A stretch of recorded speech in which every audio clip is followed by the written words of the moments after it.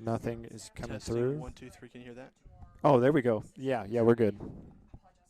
You're good. You're good. Thank you. Is that pretty loud? Hey, we're on testing here, so just FYI. All right, how loud is that on the auto? Are we good there? What's good? Very good.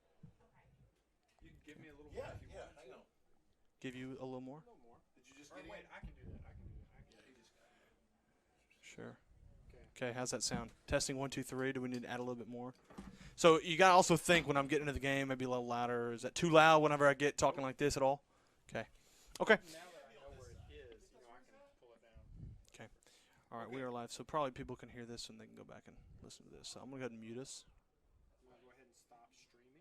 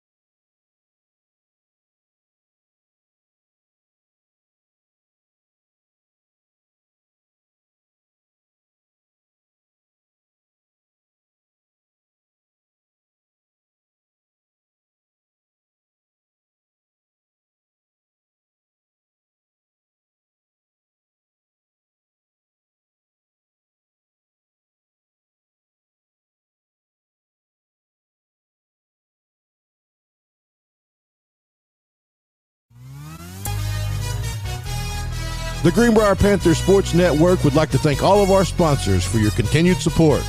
American Safeguard Insurance, First Security Bank, Steak and Shake, Grimm Brothers Electric Security and Datacom, Old Bart Southern Eats, Collier Roofing, Bleacher Bling, John Simone Bank of England, Ricochet Outdoors, 4M Landworks, Swanky Southern Boutique and Salon, Chef Lynn, and the Children's Clinic of Conway and Greenbrier.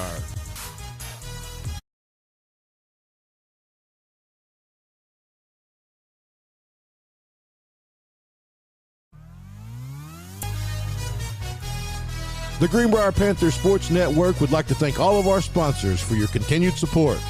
American Safeguard Insurance, First Security Bank, Steak and Shake, Grimm Brothers Electric Security and Datacom, Old Bart Southern Eats, Collier Roofing, Bleacher Bling, John Simone Bank of England, Ricochet Outdoors, 4M Landworks, Swanky Southern Boutique and Salon, Chef Lynn, and the Children's Clinic of Conway and Greenbrier.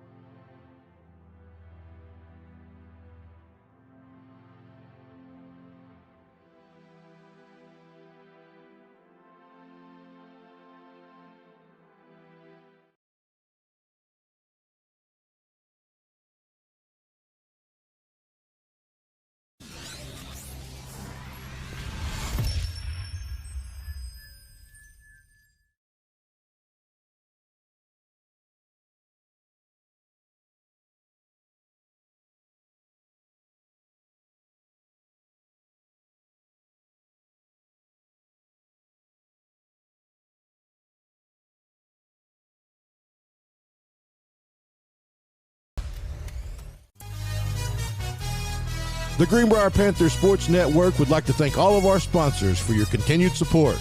American Safeguard Insurance, First Security Bank, Steak and Shake, Grimm Brothers Electric Security and Datacom, Old Bart, Southern Eats, Collier Roofing, Bleacher Bling, John Simone, Bank of England, Ricochet Outdoors, 4M Landworks, Swanky Southern Boutique and Salon, Chef Lynn's, and the Children's Clinic of Conway and Greenbrier. Well, good afternoon and welcome to Batesville. Matt, I was in the process of shutting the door and, And I gave you the elbow. yeah. Hey. Well, good evening. I'm JB Brazil alongside me, Matt McJunkins. It's going to be a fun night of football. Greenbrier's 1-0 on the year after going on the road to BB. Yeah. Took care of Big business, win. 45-17. I tell you tonight, it's going to be a challenge against Batesville. The reason I say that, and you've got all the inside information, it's been a while since Greenbrier's beaten Batesville. Yeah. You know that's got to be haunting them a little bit. 100%. 100%. You know, this coach here at Batesville, Dave King, he's in his 26th season as the head coach at Batesville. He's got a great record. He's like 283 and 138, so he's got a big-time winning record. But, yeah, in the Tribble era, we're 0-6 versus the Pioneer. 0-6 in Coach Tribble's era, including 5 straight years of getting knocked out of the playoffs from 2011 to 2015. And, you know, this last year, they beat us in a close one. We had players that were COVID-stricken. We did. So Wilcox was out. A lot of key contributors. Wilcox was out. We had some defensive linemen out.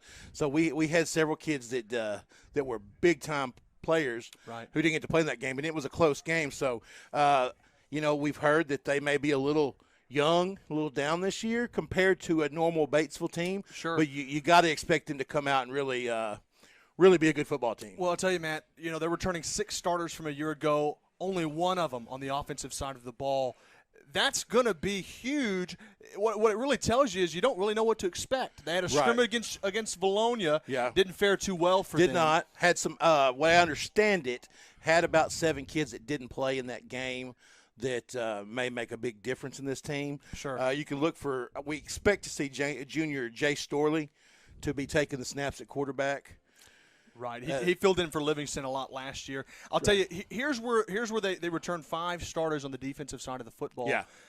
Their D-line is their biggest strong point. That's right. Senior Sam Gates is kind of the anchor. He's the nose guard. Not a real big kid for a nose guard, 185 pounds, but he's only 5'7". Sure. So he's probably pretty stocky for a 5'7" nose guard. And then you got Jacob Easter, who's a senior tackle on the line as well. Yeah. Their defensive line, that's where they're going to be proven. If they're going to be effective, it's going to be in the trenches on the defensive line. Again, you know, Greenbrier last week against BB really beat BB in the air and on the ground. Right. Batesville's going to really have some trouble in their secondary keeping up with Thatcher Stratt, Carter McElhenney, and Jacob Mathis. And our biggest hurdle may be, you know, our biggest spots we had to fill this year was on the line. We had such a great offensive line last year, and we had some guys graduate. Now we did have some come back, and we've had some guys step up and fill. But it's going to be a test for us on the offensive line because of their defensive line. But if we can get a push up front, get a surge, and allow Cooper and those backs to have a little space, I think we'll be in good shape. No doubt about it, Matt. You know, you look at this this Batesville team. Historically, they're a good football team. This is their first game of the year. They haven't officially played a football game yet. Again, they're at home tonight. Greenbrier started out the first 2 games of the season on the road. This is a Batesville team. No matter how many players they're not returning from last year, they're going to be a challenge. And anytime you play on the road at this level, it's going to be difficult. Yeah, well, over here in the East, 5A East, you got 2 teams that are always making noise. That's Wynn and Batesville. And, you know, the winner of that game is usually the winner of this conference. And that's how they're picked the same this year. Wynn's picked first, Batesville second. So they're only returning 6 guys, but for them to be picked second in the conference, that speaks volumes to this coaching staff and to the players and the way they perform every year. Well, you just expect Batesville to have a good football team. But I will say, I think we got a special group this year. Sure. Well, you know, you look at Batesville again. They were 8-4 last year, lost in the semis to Whitehall. Whitehall's a good football team as well. Batesville, they've been really going deep into the playoffs many years, won quite a few conference championships. They've had Greenbrier's number, especially in the playoffs. Yeah. This year, obviously, it's a regular season game. Batesville, this is their first game of the season. They're going to be playing with a little bit of some fire. Yeah. Considering maybe some butterflies. Sure. I tell you what, JB, I really think this is our year. Like, I think this is the year that we come out here and we take care of business. When you got a skill set such as Cooper Wilcox at quarterback, you got running backs with Hewitt, Nick Hewitt, Spencer, and Weaver, and you got Eli Weaver, who was electric last week. With Eli adding that extra facet to the offense. We're always with last year with Trey and Nick, and then this year with Nick and Spencer. We're a pound, run hard, pound. Sure. But now you got Eli. It gives you that, I guess you'd say, maybe third dimension of popping it out. And, plus you got Cooper, who also can pop it out. Sure, and if you're on the defense for Batesville, it means you really can't ever take it down off. No. Every play, you've got to come ready. Greenbrier's got a lot of weapons. I tell you, last week Carter McElhaney really had an electric Great game. On the special teams side, that's right. McElhaney with a 72-yard return, a couple of touchdown receptions. But I'll tell you what was most impressive from McElhaney that I saw. Obviously, he's got the speed, and I know Coach Tribble's very, very fortunate to have him and very excited about him this year, but it was his yards after the catch that really made him impressive. His biggest reception was about an 8-yard curl there that he took. I don't know, another 40 yards, easily. Coach Tribb's probably watching right now. Coach Tribb is at home tonight. Coach, we hope that you enjoy the broadcast. Yeah, welcome, Coach. I know that you don't normally get to watch it. But, well, I know that you don't normally want to have to watch it. Sure, you'd rather absolutely. Be here. We're glad he's on the broadcast with us, but obviously we know where his heart is. It's on the field, and that's where he wants to be. So we hope you're feeling better, and hope you can be back with us next week. I hope your boys put up a show tonight. It's going to be fun. I'm excited to see it. We're getting set for the coin toss out on the field. Tell you what, Matt, you want to take a quick break? Yeah, we'll hit our sponsors real quick, and then we'll come back and get ready for the football game. I'm trying to find the time clock. Looks like we've got about 3 minutes till kickoff, so we'll be right back after a word from our sponsor.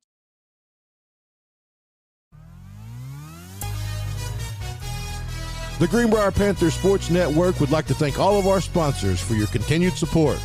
American Safeguard Insurance, First Security Bank, Steak and Shake, Graham Brothers Electric Security and Datacom, Old Bart Southern Eats, Collier Roofing, Bleacher Bling, John Simone Bank of England, Ricochet Outdoors, 4M Landworks, Swanky Southern Boutique and Salon, Chef Lynn's, and the Children's Clinic of Conway and Greenbrier.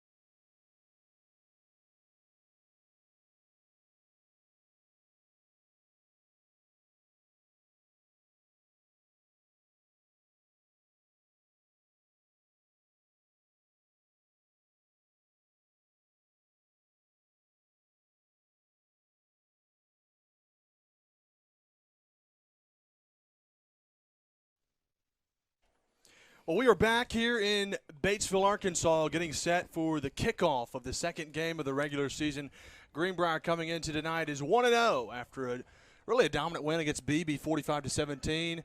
Batesville's first game of the season. Batesville won the toss. They deferred and decided to kick the football away. So Greenbrier will get the football to start the football game tonight. Their offense was electric last week. Hoping to pick up right where they left off this week, Matt. 100%, JB. Want to be sure and mention our sponsors. We are still getting some things lined out for commercials. We will have everything up to snuff next week for our first home game, but we don't have everybody's commercials ready. We've just been trying to get through some issues on the programming side. But, hey, Graham Brothers Electric, big-time sponsor. Appreciate them. Any of your electric needs, please check out Clay Graham and the Graham Brothers. Good people, great business, good community business. So anything they can do for you, please give them a call and have them come out and Call Your Roofing, another one. Great folks, good friends of mine. Any of your roofing needs, get with Call Your Roofing and Freeman Collier's the owner over there, and they'll fix you up. We'll talk more about these guys throughout the broadcast. I almost said podcast. Your mind's on the podcast. Well, Greenbrier's getting set to receive the football. Eli Weaver will be back deep to receive the kick, as well as Carter McElhaney.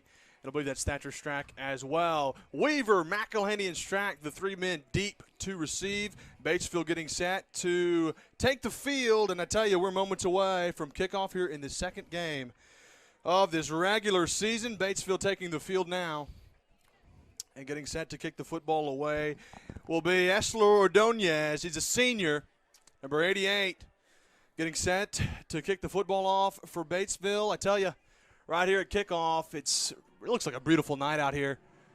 Yeah, wind's not really blowing. It's and it's not just too hot. Here we go, Ordonez. Just about set to kick the football away for Batesville. I think they blew a whistle. Yeah, well, they got to take off the bouncy house or the yeah, the bouncy house. The inflatable. Yeah. Here we go, Ordonez. He's got his hand in the air. He approaches the football, and we're underway. A high end-over-end kick taken at the 17-yard line by Strack. Trying to go left or right to left. Got some room. He's across the 30. Now across the 40-yard line, getting into Batesville territory, across midfield, inside the 30, the 20, down the sideline he goes, and he's brought down from behind at the 8-yard line. A big run there from Thatcher Strack, took it from the 15 all the way down to the Pioneer 8, but it looks like there's a flag down on the far sideline, down there near the 7-yard line. We'll see. That might be a marker. I'm not sure. It could be a horse collar. Well, I tell you, regardless of what it was, that was one heck of a return by Thatcher Strack. Yeah, man, JB, that thing looked good from the catch. As soon as he caught that, sideline warning. That makes sense because everybody was kind of excited over there. So there's no actual penalty there. It'll be sideline warning. We'll have the ball on the 7-yard line. But, JB, as soon as he caught that ball, it just looked like, wow, oh, he's got some room. 79-yard return there from Thatcher Strack. What a start to the game, and I know Coach Tribble's happy about that. Absolutely, JB. How do you start any better, right? Well, here we go. First down and goal on the first possession at the 7-yard line. Greenbrier will have the football. Look for some Nick Hewitt right here. They'll start out in the pistol formation. Wilcox looks like Hewitt's in the backfield. Nixon to the right. McElhaney to the left. Wilcox gets the snap. The gives to Hewitt, trying to go left side. Breaks a tackle inside the 5. Touchdown, Greenbrier. One play from scrimmage, and Greenbrier starts it off with a 6-0 lead. How about that, Matt? Well, Coach Tribb, I hope you're seeing that because they just came out and punched him right in the mouth. I tell you what, you can't ask for a better start than that to come out with a huge return and then first play from scrimmage, punching it right in the end zone. Wow, how about that? Strack, the 79-yard return. Hewitt out from 7 yards, punches it in. 6-0 Greenbrier. As Turnage approaches the football for the extra point, it is up, and it splits the uprights 7-0. 17 seconds. How about that? 7-0 Greenbrier. We're going to hit a break. We'll be right back after a word from our sponsors.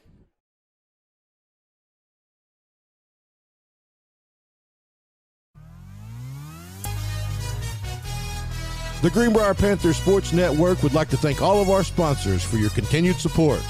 American Safeguard Insurance, First Security Bank, Steak and Shake, Graham Brothers Electric Security and Datacom, Old Bart, Southern Eats, Collier Roofing, Bleacher Bling, John Simone, Bank of England, Ricochet Outdoors, 4M Landworks, Swanky Southern Boutique and Salon, Chef Lynn's, and the Children's Clinic of Conway and Greenbrier. Well, we are back here inside of Batesville Pioneer Stadium. Greenbrier leads at 7-0. And if you're just now joining us, Thatcher Strack took the opening kickoff 79 yards down to the 7-yard line of Batesville, and then Hewitt finished it off with a 7-yard touchdown run. Turnage will be on to kick the football away to Batesville. Up 7-0. Turnage approaches the football. That's a deep kick. Going to be taken. It's going to go out of bounds, actually. I don't know. 3-yard line. I didn't see a flag. Wow. No, I think it went in the end zone. No, it did. There's a flag down the sideline. Oh, there is. Okay. Yeah, Turnage got a good boot on it, but Bradley Turnage pushed it a little bit to the left. That'll be a kicking out-of-bounds penalty, and Batesville will set up shop at their own 35-yard line to start their first drive of the evening. But I tell you, Greenbrier started out well, 7-0 to start after really an electric kickoff from Strack. Hewitt punched it in off to the left side, broke a tackle, really broke two to make it happen. 7-0 our score. Greenbrier strikes first. Batesville will start out in a pistol formation, twins to both the left and right sides. They'll move a man in motion. Storley gets the snap. The give will be to the tailback in heavy pursuit, trying to get to the line of scrimmage. He'll get about 2 yards out to the 37-yard line. Jay Storley with a handoff there. 2 yards over the outside edge, and it brings up 2nd down and 8. I want to mention Oxygen 8 Hyperbarics. Julie Denton, the owner there, new sponsor to the broadcast this year. Going to be with us this year as one of our sponsors. We appreciate all that you do, and we hope that we can help your business grow. 2nd down and 8, single back formation. Perez in the backfield. They'll move a man in motion. Storley gets the snap. The pitch is back to Perez. He's across the 37, but not much after that. Hewitt and Jacob Mathis throw him to the ground. It brings up now a 3rd down and 8. And I tell you, there was not a whole lot of room there. It closed quickly, and Mathis and Hewitt made sure of that. Yeah, great job flying to the football. They're coming from that middle and outside, opposite side field linebacker spot and just sniffing it out and going and making big plays. 3rd down and 7 now. Big 3rd down for Batesville. Jay Storley under center for the Pioneers. Single back formation. It looks like an offset eye, actually. Storley moves a man in motion. He gets a snap. Hand off to the left side now. Trying to get to the outside edge. He'll get out to the 40-yard line, but that is it. Nothing doing for Batesville. 3 running plays, and that'll force a 3-and-out. Greenbrier's defense with the hold, and Batesville's kicking team will be on the field to punt the football away. That's number 2, Matthew Bernard on the tackle there. Good to see him in the game. And it'll bring in Lanier. Will be kicking the ball away for Batesville. And Carter McElhenney will be back to receive the kick. The kick's going to be to the right side to the 42-yard line. Takes a bad bounce for Batesville. Greenbrier will take it.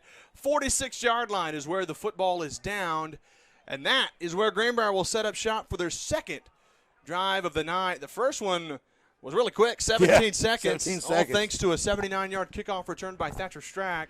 Nick Hewitt did the rest from 7 yards out. Great opening start. Great start to the game for the defense right there. 3-and-out. Gave up maybe 4 or 5 yards. Great job by the defense to come out and set the tone. Cooper Wilcox in the shotgun formation. Hewitt's his tailback to the left. Trips to the right side, single receiver left side. Wilcox gets the snap. The give is to Hewitt. Makes a man miss across the midfield. Spin move. Inside the 45, inside the 40. Got the 1st down all the way down to the Batesville 37-yard line.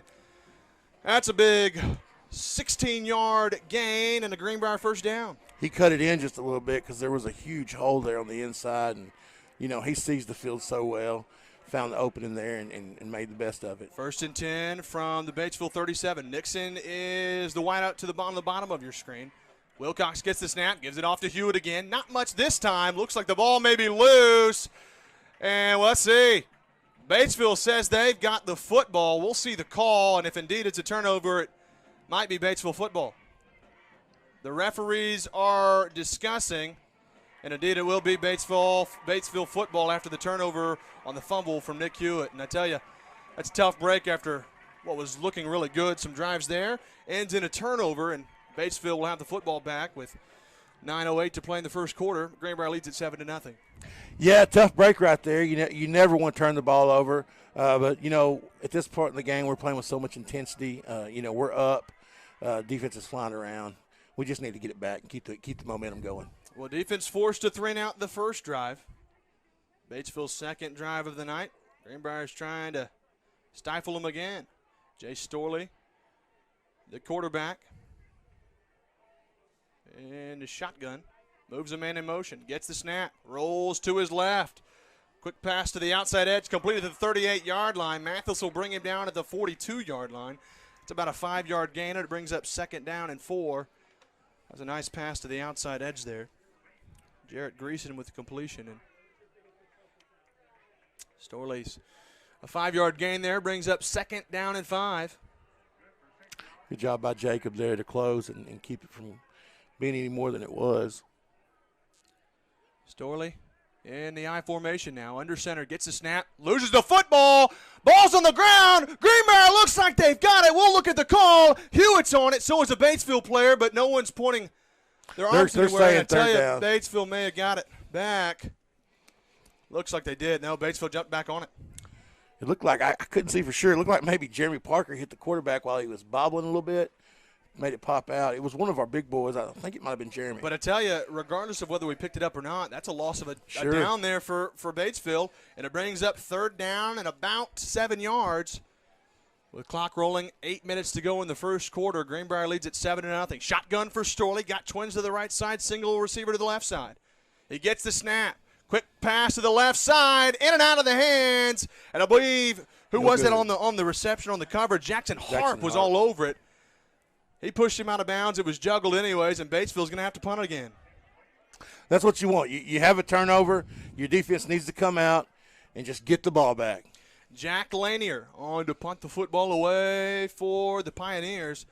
That's the second 3 and out. Greenbrier's forced. They're 0 for 2 on 3rd downs tonight. Batesville is, and they're going to have to punt. Carter McElhenney back deep to receive. Lanier got a low-line drive kick. Going to be bouncing at the 35-yard line. It'll roll inside the 30.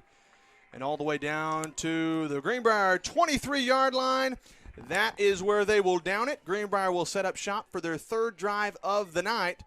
They're 1 for 2 tonight on their drives. And Tell you what, JB, both punts there, we've had guys awfully close to the ball without a punt block call on. So, hopefully if we get up, we don't need a punt block. But if we get in a situation where that might be needed or we want to do it early, there's something that may be there we could capitalize on. 1st and 10 from their own 23-yard line, but Wilcox is in a shotgun formation, empty setback. They'll move Mathis from the right or from the left, right to the left. Wilcox going to keep it. He's out across the 25. Carries tacklers across the 30 to the 32-yard line. Stays inbound. The clock will continue to roll. 7:31 to play in the first quarter. Greenbrier leads at 7-0. And again, if you're just now joining us, Greenbrier took 17 seconds on the opening drive to score thanks to a 79-yard kickoff return by Thatcher Strack. Nick Hewitt ran it in from 7 yards out, and that's the scoring thus far. Greenbrier on their 3rd drive. Shotgun for Cooper Wilcox here on 2nd down and 2. He gets the snap, steps into the pocket. Looking deep over the middle.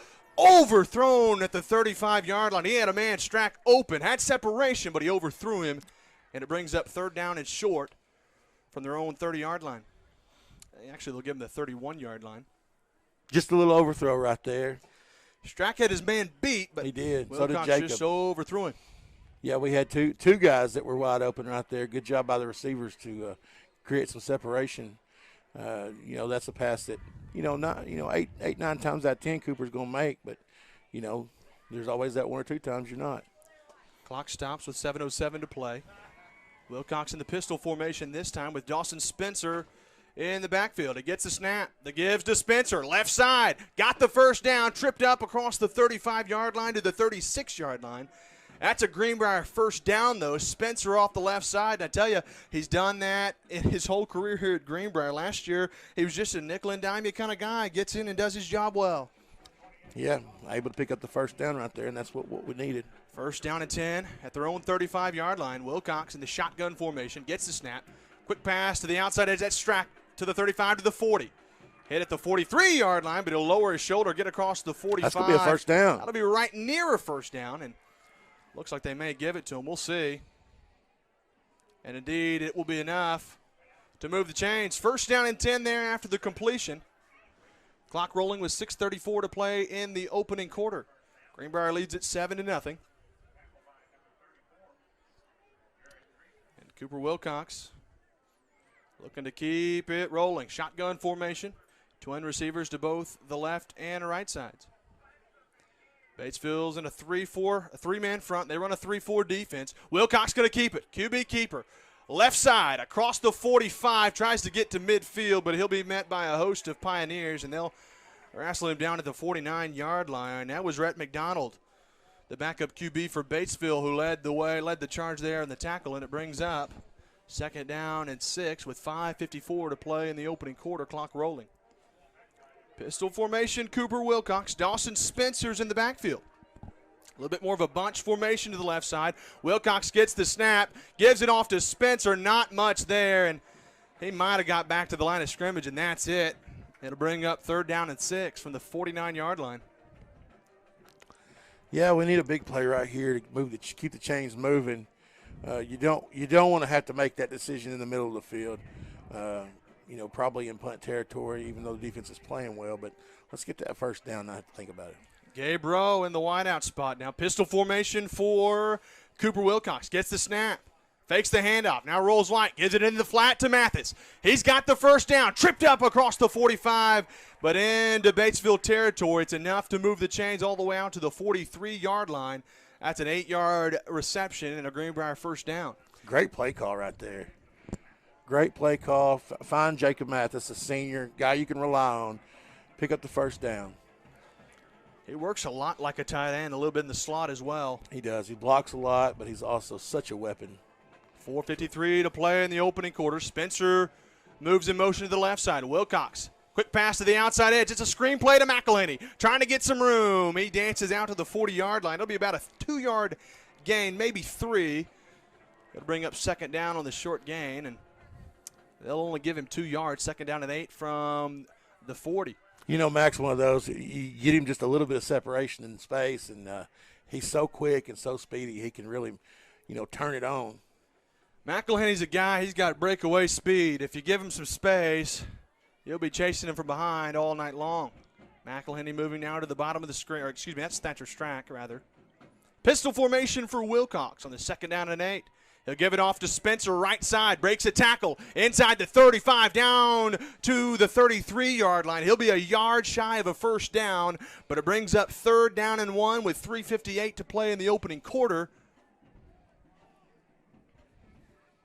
Yeah, going to give him third down and 2. Give him a little short. Yeah. Give him a yard and a half. Yeah. Well, they got third down and 1 on the screen, but it's probably closer to a yard and a half. Wilcox here on a third down try. Bunch formation as Mathis marches back onto the field. A dual setback. Wilcox will give it off to Spencer. Left side, trying to get the first down. He's got it inside the 30, down to the 26-yard line. Got a flag. And flags are down in the backfield, and that is not a good sign. No, not particularly. That's normally in the area of a hold. Yeah. We'll see the call. If it's against Batesville, it's going to be a first down. They're walking it back, though. And indeed, it looks like it's going to be on Greenbrier. It is indeed going to be holding, and it now will bring up third down and 12 from their own 45-yard line. And that's really probably third down and 13, realistically. Clock stops with 3:26 to go, but it brings up a third down for Greenbrier. Shotgun formation for Wilcox as the clock begins to roll. Twins to both the left and right side. Gets a snap. Steps in the pocket. Looking to throw. Steps deep. Down the right sideline. Overthrown at the 5-yard line to Reed Nixon. Just a hair too long. Nixon had a step but couldn't haul it in, and it brings up a fourth down and long. Now the question is, do you go for it here, Matt, or do you try to punt it away and pin Batesville deep in their own territory? Man, the way our defense is playing, I like our chances, but it's early, and the smart thing to do is just to punt it. And that's what they're doing. Hewitt is set up to punt it away. He gets the snap. Little pooch kick.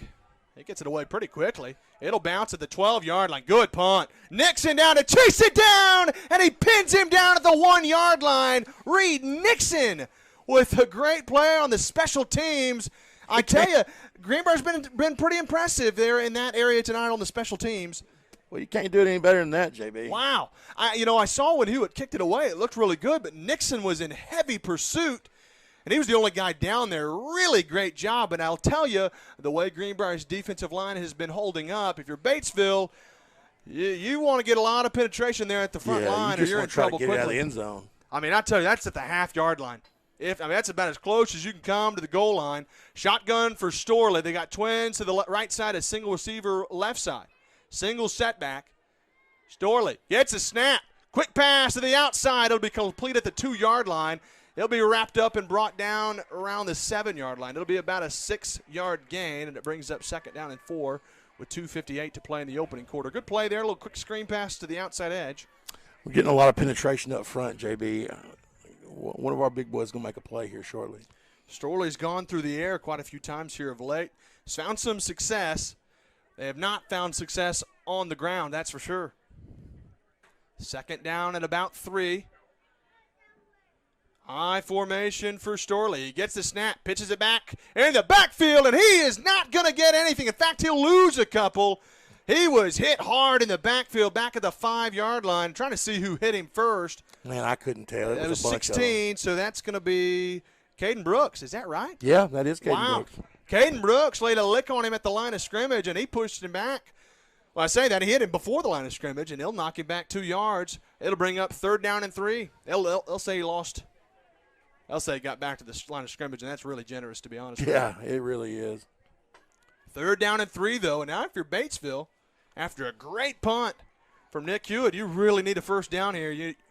Here on 3rd down and short. You almost got to try to get it to the edge of those receivers. See if you can't just pick up a 1st down. Storley gets the snap. Pass to the outside edge. Jumped route there.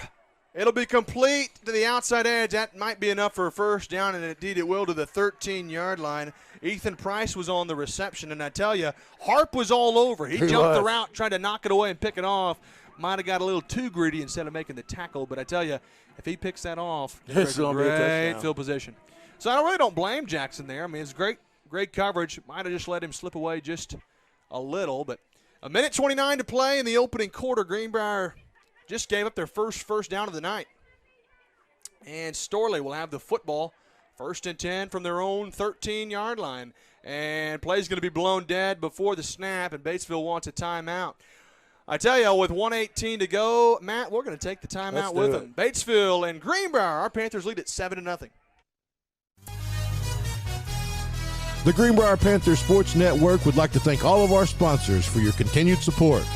American Safeguard Insurance, First Security Bank, Steak and Shake, Grimm Brothers Electric Security and Datacom, Old Bart Southern Eats, Collier Roofing, Bleacher Bling, John Simone Bank of England, Ricochet Outdoors, 4M Landworks, Swanky Southern Boutique and Salon, Chef Lynn, and the Children's Clinic of Conway and Greenbrier.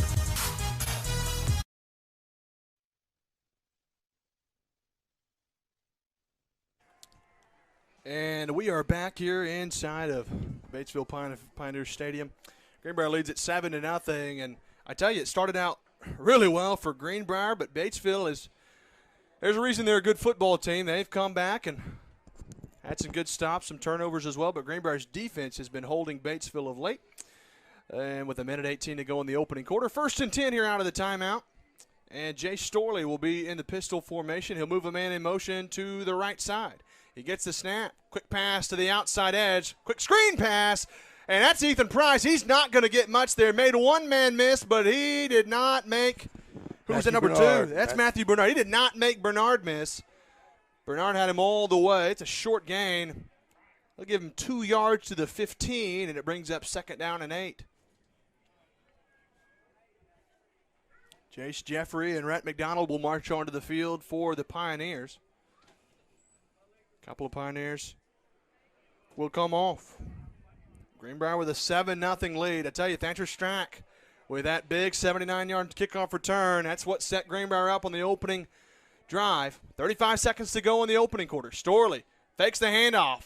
Little flea flicker over the middle, picked off. Greenbrier's got it inside the 20, inside the 15, still up down at the 13-yard line. That was a big pick from Preston Riddle, and Greenbrier's got the football. Huge play by Preston Riddle. You know, we did a great job of sniffing it out. First, it looked like it might be a reverse. People stayed home on the backside. But then our receivers did a good job of staying on the guys going deep because it was turned out to be a reverse pass, you know. And so great job by Preston. Batesville got a little too fancy, and I tell you, that was a great play. Riddle was in the right place, picked it off, and Greenbrier's got it deep in Batesville territory inside the red zone at the 15-yard line. Shotgun formation for Wilcox. Twins to the left and right side. Gets a snap. Looking to throw. Rolling right. In trouble. Deep towards the end zone. Overthrown. Thatcher Strack there in the back. Even if Strack could have stayed in bounds, that ball was going to be too tall and out of play, and it brings up 2nd down and 10. 18 seconds to go in the first quarter. Each team's got a turnover now.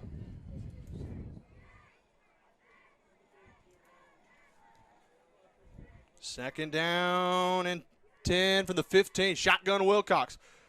He'll hand it off to Weaver, trying to go right side. Flags are down. He's inside the 10, down to the 8-yard line. I think they're going to get Thatcher maybe. Not a good sign again. Might be another hold, and we'll see if it comes back. He got about 7 yards on the carry, which would have been big. It would have brought up 3rd down and 3, but we've got a hold on Greenbrier, and it's coming back. That's the second time we've had a hold that was really crucial, and with 11 seconds to play in the opening quarter, Greenbrier leads at 7-0. After the pick by Preston Riddle, had it at the 15. The hold there will bring it back to the 26-yard line, and now we'll bring up 2nd down and about 16. You know, it was a great run right there. We picked up several yards. The holding got us and pinned us back a little bit, but, you know, it's 2nd down. We can get a lot of yards in a hurry. Well, actually, I lied to you. 2nd down and 21. Even worse. Probably the final play before the end of the quarter. Shotgun for Wilcox. He'll give it off to Weaver left side. Makes a man miss. Reverses his field to the 15, the 10, 5. Touchdown, Eli Weaver. No flags on the field. Greenbrier takes a 13-0 lead. And I tell you, Eli Weaver, he made a move at the line of scrimmage. He's done that quite a few times this year. Made something out of nothing, and he dances his way to the end zone. Greenbrier takes the lead 13-0. And Bradley Turnage will be on to attempt the extra point. Wow, what an impressive move and just an impressive play by Eli Weaver right there. 26-yard run into the end zone. Turnage's extra point is up, and it is good as well. 14-0 our score. Greenbrier leads it with 3 seconds to play in the opening quarter. We'll be right back after a word from our sponsors. The Greenbrier Panthers Sports Network would like to thank all of our sponsors for your continued support.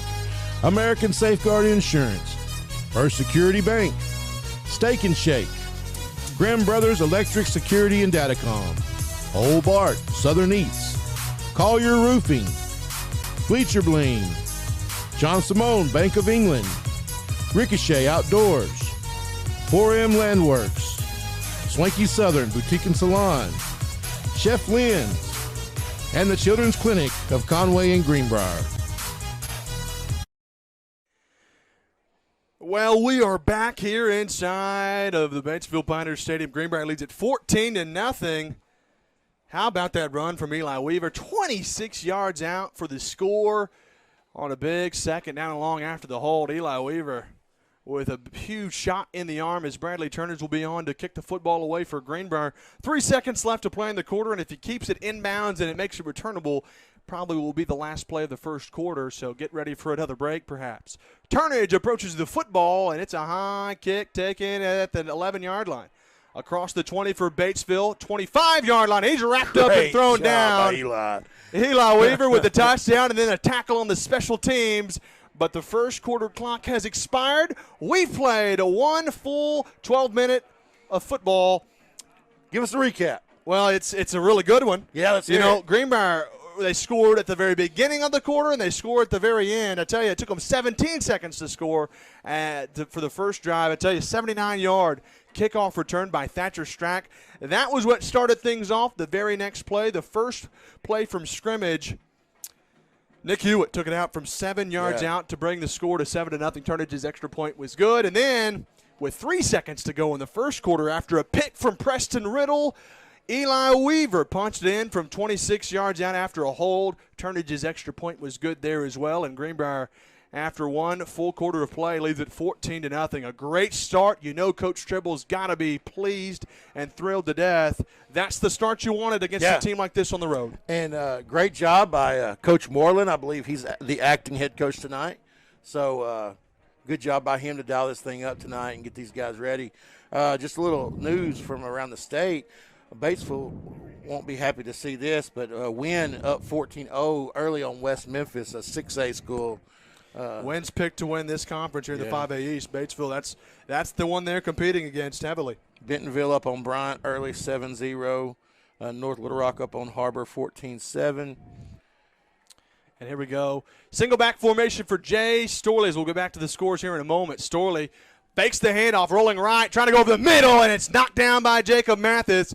Nearly picked it off. Ethan Price was there, but that ball was thrown into coverage, and Mathis nearly made him pay. Man, what a good play by Jacob there to get his hands on it. They're coming out quick here. They're going to try to do something fast. Storley, single back, pitches it to the outside, loose football. Batesville trying to get it back. They do, but he'll fall down back of the 8-yard line. Oh, huge loss. Huge loss there on the miscue from Batesville. That puts him back 3rd down and long. Third and a lot. Greenbrier, really, they're pushing the momentum right now, and it's looking good. You know, defense last week struggled at times. They were on the field a lot, which any defense is going to give up some when you're on the field that much. But they come out tonight looking fresh and flying around and making plays and just really, really looking good out there on defense. Probably going to go through the air, you would imagine. 3rd down and 25 with 11:17 to go after the fumble. Shotgun for Storley. Got twins to the left side, single receiver to the right side. Single setback. Storley gets the snap, looking to throw. Right sideline, lobs it up. Got a man, Price, but broken up. Oh, no. They're going to call. That's going to be pass interference most likely. And Harp was on him. He did have a hand on him. I'm not so certain I agree with the call. No, we'll see, he was leaning on him, but he never. We'll see. We'll see what the call is, but I'm with you, man. I don't know that. Nah, you teach him to lean. And here's what the call is going to be. Indeed, it will be pass interference, and it's going to be against Greenbrier, Jackson Harp. And if you're Jackson, I don't blame you, son. He did nothing wrong there. He leaned on him, and he never reached out and grabbed, never put his hands on the receiver. And the reason I say that is the ball was somewhat underthrown. He had made eye contact on the ball, and I don't know if that matters at the high school level or not. If that ball's a good, well-thrown ball, I think you can see that as an argument. Check this out. It's still 3rd down. It is indeed 3rd down and 15. And actually, it's 3rd down and 10. They'll bring it up to the 25-yard line. It's a 15-yard penalty. It'll be a timeout here, looks like, by Batesville. Timeout for Batesville. I'll tell you, we're going to stay here for a second and talk about that a little bit, Matt. You know, the reason I argue that might not – and, again, I don't want to get caught up on all the – was it a pass interference or not? I thought Hart played pretty good defense on that ball. Slightly, maybe a little bit underthrown. You saw that Price had to slow down a little bit. That's the only reason I think maybe you have to call a no call there. There's a lot of contact both ways. Well, again, like you said, it's underthrown. The defender has a right to the football as well. Sure. And the reason I say it, if the ball's a little bit overthrown and he's trying to make a play on the ball and Harp's keeping him from doing that, I think I see the call there. But unfortunate. Nonetheless, Batesville will have a 3rd down and 10 here. And unfortunately, we still got a 3rd down. Yeah, absolutely. And but again, I guess it's hard because you look at Harp and you can't really blame him. Played pretty good defense. Price might have got some help from the line judge, or the side judge. But nonetheless, 3rd down and 10 with 11:05 to play. Batesville after the timeout will take. We'll get back on the field, but Greenbrier's looked good. 14-0 there, our score. They lead it. And some electric plays, a big turnover, big pick there from Preston Riddle there to end near the end of the first quarter. But here we go. Shotgun for Storley, trips to the left side, gets the snap, rolls to his left, looking to pass. Got a man, incomplete though. That was not a terribly thrown ball. Price, if he makes the catch, that's a first down, but It was low. hits off his chest and bounces to the ground, and Batesville's going to have to punt again. Well, even with the mishap there with the PI, we're still forcing a fourth down. Going to get the ball back early in the second here. 10:59 to go in the second quarter. 4th down and 10 for Batesville, and Man, right here, you'd really hurt him if you blocked it. Jack Lanier looking to punt it away. Ball's going to be blocked. Matt, you called it. It is blocked. Jacob Mathis is going to scoop it up. He's at the 30, at the 25. Flags down. We're going to have a block in the back, but Greenbrier's got it at the 15, and that's probably the right call. He hit it from the side. And it was. He clipped him. Wow, Matt. You said that, and I saw as he came in from the edge. I'm not sure who blocked that. I'm anxious to see. So if Darren Fett, DJ Vanaco, Coach Dribble, whoever, if you're watching it, please send in. We want to know who blocked that. But you called it, Matt. I was just so surprised. Wow. Greenbrier's going to have great field possession nonetheless here on this call. You hate to see a penalty, but the fact is you still got the ball in great territory. It'll be a 15-yard penalty. Greenbrier will have the football at the Batesville 47-yard line. So like I said, you're starting out in Batesville territory. That's right. Block in the back there, not sure who it was, but it was definitely a block in the back. Yeah. And Greenbrier with a stop, the block punt. That's awesome. You don't really see that a lot at the high school level either. Well, I mentioned it earlier because you could just tell we weren't trying to go get it, but we still had guys in position that could. So I could definitely see, turning them loose wouldn't be a bad decision, especially early in this football game up 14-0. 10:46 to play until halftime. Greenbrier football. Shotgun for Cooper Wilcox. Right here's where you burn them deep.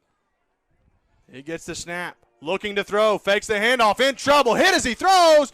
It might be complete to Mathis. We're going to see. It will be. Down to the 26-yard line. Heck of a throw by Cooper Wilcox. Falling but back. A great play by Jacob Mathis to haul it in. Coop's getting hit right there. He's scrambling. He's falling back and still gets the ball to where Jacob can make a great play on it. 1st down and 10 after the 21-yard pass there from Wilcox. Pistol formation. Gets the snap. Hand off to Hewitt up the middle. Got some room. Lowers his shoulder. Inside the red zone down to the 18-yard line. That's an 8-yard carry, and it brings up 2nd down and 2. Clock rolling with 10:18 to go, and Greenbrier's in business again. Man, Nick runs the ball so hard. And when you see him going up the middle, you just know that somebody's fixed to get trucked. They're going to give him the 19-yard line where the ball is spotted. So 2nd down and 3. Pistol for Wilcox. More of a jumbo package up the middle, or a bunch formation rather. Hand off to Hewitt, right side, trying to get near the first down. It'll be about a yard shy. A 2-yard carry, and they'll bring up 3rd down and 1. Boy, this has been exciting, hasn't it, Matt? It has been. It's a great game if you're a Panther fan. 9:38 to play until halftime. Clock rolling. Greenbrier in 4-down territory, no doubt. Well, I say that. When it's 3rd and 1, you're probably going to go for it if you don't get it right here. I would think so. You do have a kicker that's done well so far.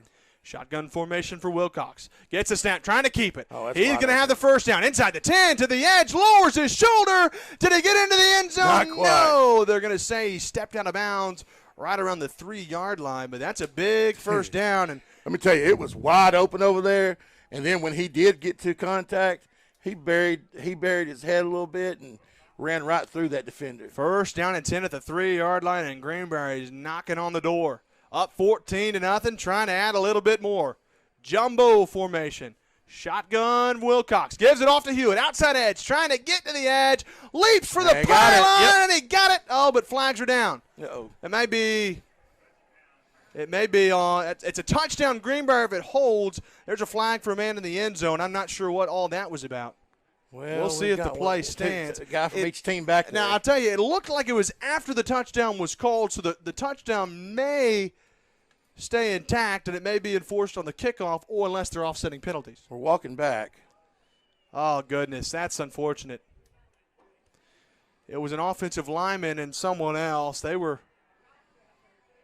Be nice to see the call. And goodness, that's unfortunate if it is going to be. We're going to see the referees are discussing. But I tell you, Hewitt got to the outside edge. Nice play jumping over the pylon, but I saw flags fly from the back judge. I guess the resource officer is concerned. He's on the field. We're going to see what the call is. It looks like we might be getting an answer here shortly as they go to talk to both coaches. Be nice if it was offsetting if they're going to call it on us. Well, there we go.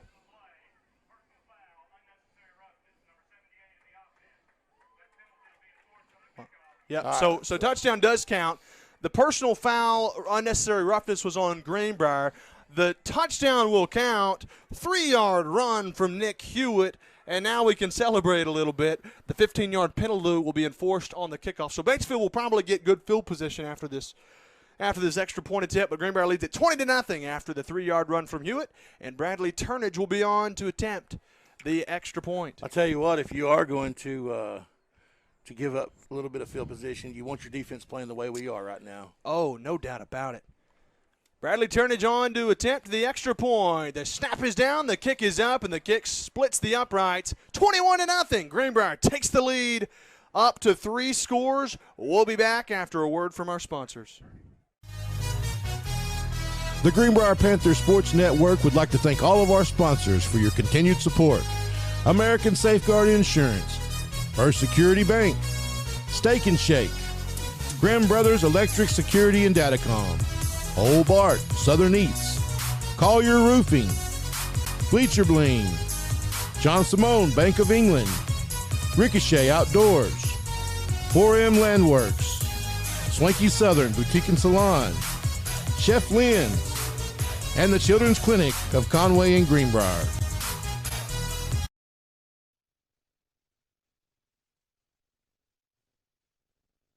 Well, here we go with 9:07 to play until halftime.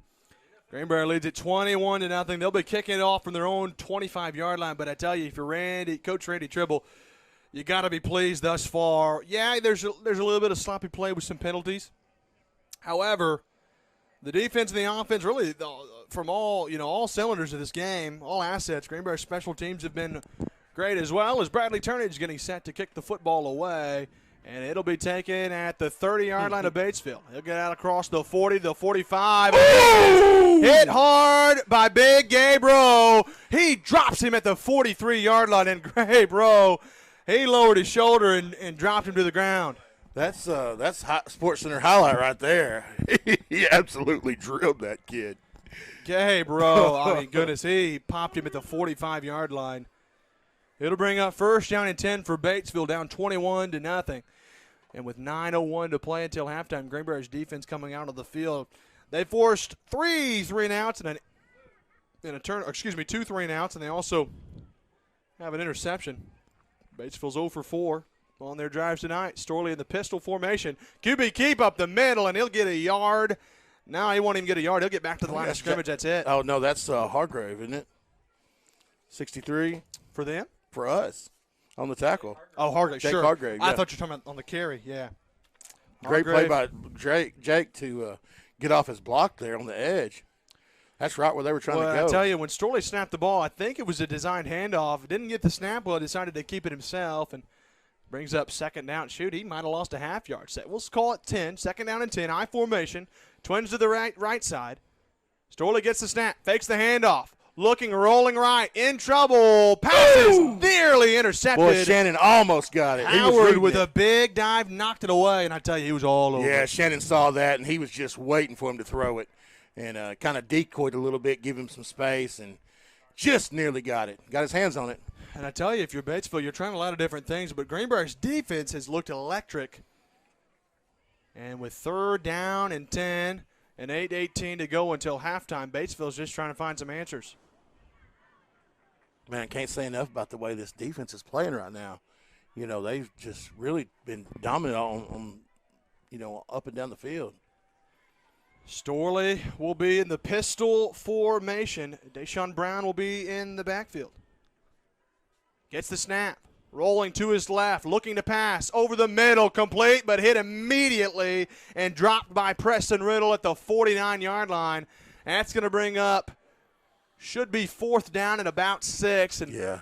Looks like Batesville might be going for it. They might go for it. You're kind of at a point now where you're not getting anything done, so you're kind of grabbing at straws here. We'll see what the call is. Storley's staying onto the field. He's the signal caller. He's the QB.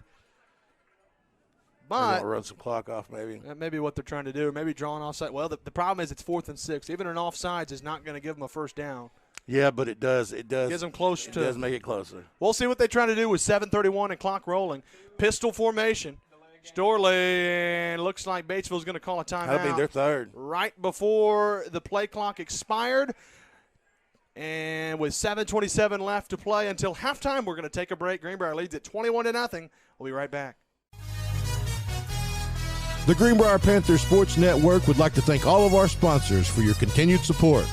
American Safeguard Insurance, First Security Bank, Steak and Shake, Grimm Brothers Electric Security and Datacom, Old Bart, Southern Eats, Collier Roofing, Bleacher Bling, John Simone, Bank of England, Ricochet Outdoors, 4M Landworks, Swanky Southern Boutique and Salon, Chef Lynn's, and the Children's Clinic of Conway and Greenbrier.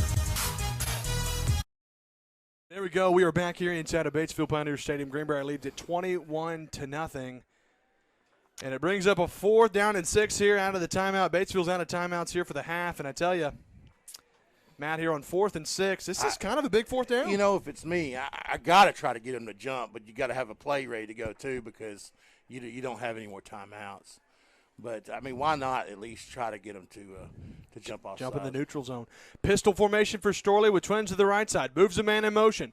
Gets the snap. Rolling right. Looking to pass. Trying for the first down. He's flushed. Deep down the right sideline. Never had a chance as he throws it out of bounds. That's not what I would have ran right there. Deshaun Brown was open, but the ball sailed out of play, and even if Brown could have made a play, it would have been out of bounds. So, well, it's obvious that the passing game is not your forte. They've not really done well. They've hit a couple of outs on the sideline, but that 4th down, you got to have it. You got to run something that's going to at least give you a chance, and that wasn't it. Well, with 7:20 to play until halftime, Greenbrier will have the football at the Batesville 49-yard line. Shotgun formation for Wilcox. Twins to both the left and right side. Gets looking to throw. Got left side. He's got McElhaney in stride. Touchdown Greenbrier. One play after the turnover on downs. 49 yards. That was a dime from Cooper Wilcox. McElhaney caught it in stride, and it was over almost from the onset there. That was a beautiful pass. Beautiful pass. And let me tell you, you better not ever let McElhaney get behind you, because if Matt gets behind you, you're beat. And he was open. Great job catching the football and getting in the end zone. 27-0 Greenbrier with 7:11 to play until halftime. Bradley Turnage's extra point is up, and it's good. And JB, I thought he was throwing it to Thatcher, and I thought, oh, no, he overthrew him. Well, it was because he was going a little further down the sideline to Mac. Boy, that was a pretty ball. It was beautiful. And McElhaney caught him in stride, 28-0. Greenbrier's got the lead, and Batesville will get the football here with 7:11 to go until halftime. And, Matt, tell us just a little bit about this Greenbrier football team tonight. 4 scores all here in the first half. What's been the key to the success? Well, I think one thing for this offense that we probably don't talk about enough is the pace that they play at. We talk about how they score quick, but they get to the line of scrimmage and they get the play off, and that's such a big deal when you're playing against a defense that's kind of gassed. Get up there, getting quick, and just moving the ball quickly, and this offense scores so fast. It's a lot of fun to watch. But you got to give your hats off to an offensive line who's giving you time to throw the ball and giving you some space to get to some gaps to run between. As Bradley Turnage getting set to kick the football away, it'll be a high end-over-end kick taken at the 8-yard line by Deshaun Brown. He's out across the 20. Setter steps 25. Flags are down.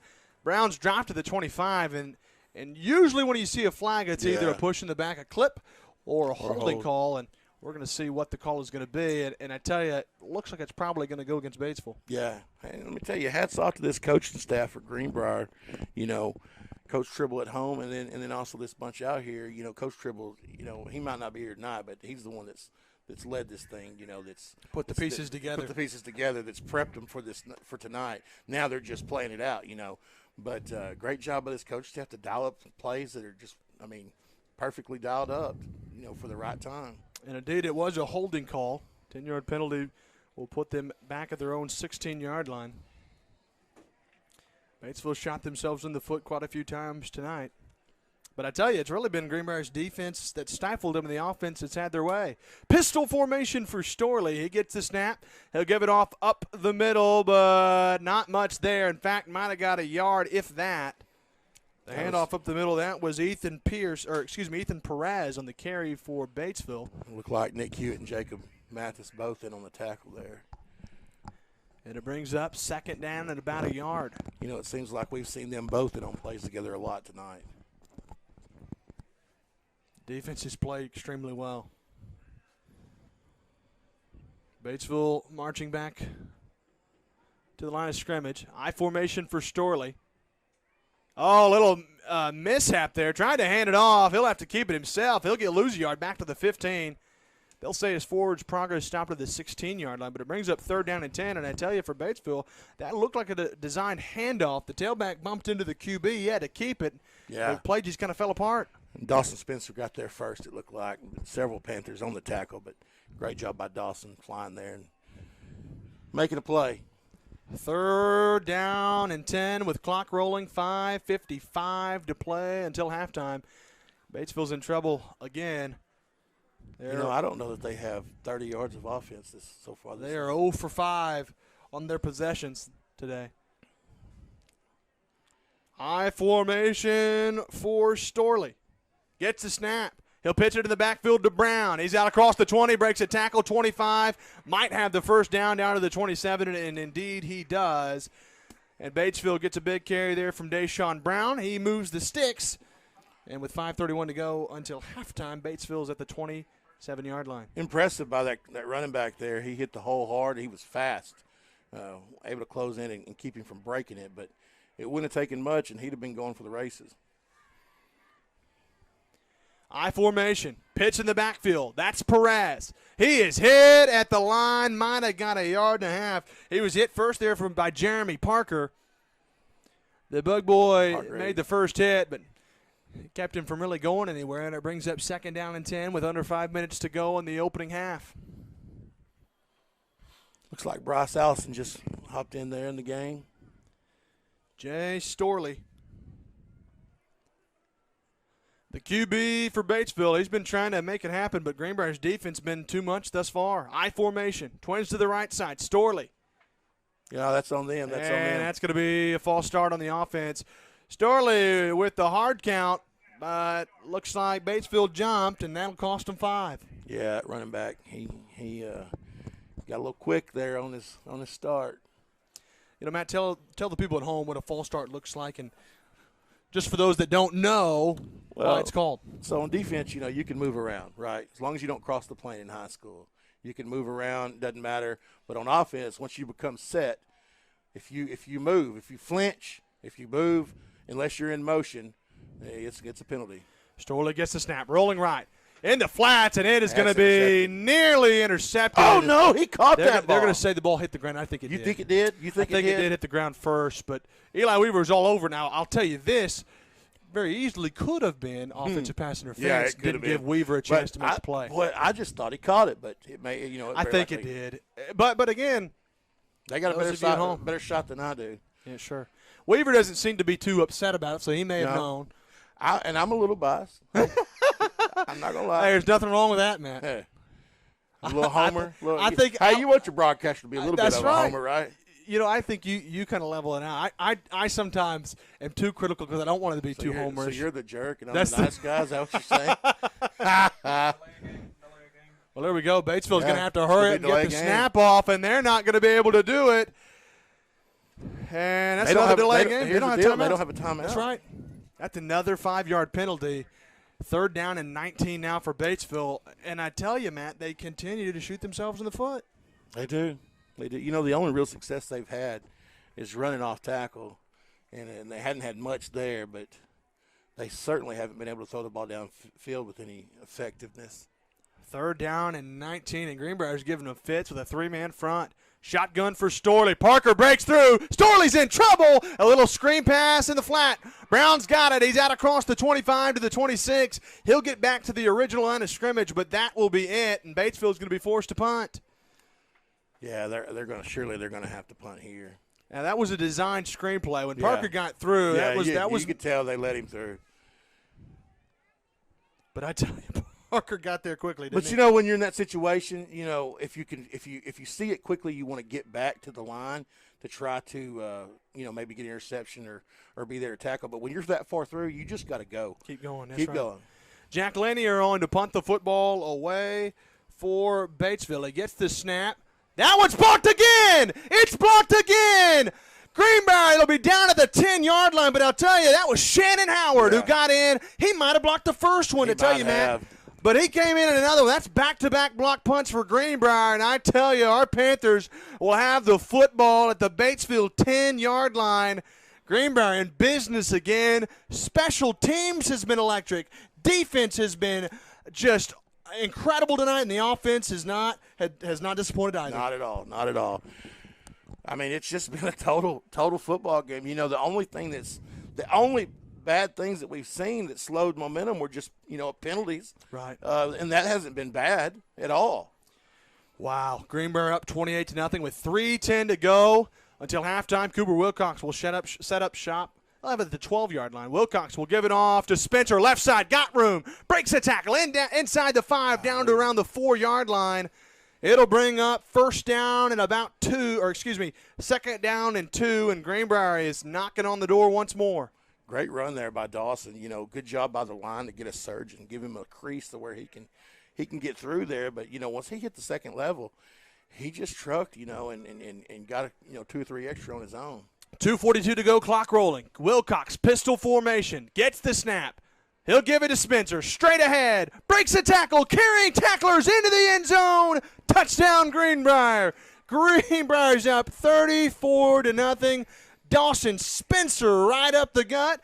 He carried a couple of Pioneers into the end zone with him, and Greenbrier is rolling in the first half. 5 scores. They lead at 34-0, and Bradley Turnage will be on to attempt the extra point. JB, the crazy thing about this so far is, wouldn't you hate to have to come up with a player of the half? It's going to be tough. As the extra point from Turnage is up and good, 35-0. Greenbrier is clicking on all cylinders. Yeah, I mean, you've just seen it from goodness. so many different people. That was a 4-yard run. I believe that is Howard's second one. Mr. Vanaco, our in-studio said he blocked the first one. Analyst said that would be number 2. If he gets number 3, he would actually tie a record by none other than DJ Vanaco. Wow. So, DJ, are you rooting for this or not? I'm going to say DJ probably is. But didn't want him to get 4. That might be right. He may be okay with a tie, but not a win. We'll see. We'll see if DJ gives us an answer. I mean, if it was a close game, you might root for it. Well, that's true. I'm sure DJ wants me to do all they can. Well, I tell you, Greenbrier's up 35-0 with 2:32 to play until halftime. And if this score holds, it'll be a continuous clock in the second half. Is that correct? Yeah, it will be. The kick away from Turnage will be taken by Deshaun Brown at the 5. He'll take it across the 10-15 to the 20. 25-30, got some room, and he's still on his feet across the 35 to the 37-yard line. Greenbrier brings him down after a 32-yard return, and that's where Batesville will set up shop with 2:22 to play until halftime. Greenbrier leads it 35-0. And I tell you, we haven't seen this often. Batesville's had Greenbrier's number over the years, but tonight it's been all Greenbrier. I'll tell you what, this Batesville team's down. There's no doubt about it. They're young. Offense is struggling to get anything done. But, hats off to Greenbrier on both sides of the football. Storley in the I formation. He'll move a man in motion. Gives it to the tailback. That's Perez. He'll be wrapped up and brought down at the line of scrimmage. Nowhere to go. Actually, it might have been Gabe Witt, excuse me. And, indeed, it was Gabe Witt. Witt gets back to the line of scrimmage. That's it. Second down and 10. Another tackle there by Dawson Spencer. They hurry to the line. Single back formation. Storley pitches it in the backfield. That time it is Perez. Or excuse me, that's Witt again. He lowers his shoulder across the 45 near the first down yard line. They may, wow, the far judge over there seems to be lined up in a first down mark, and indeed it will be a first down.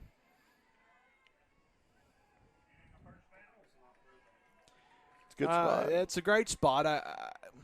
First and 10. I think he didn't touch the ground when he went down. First and 10.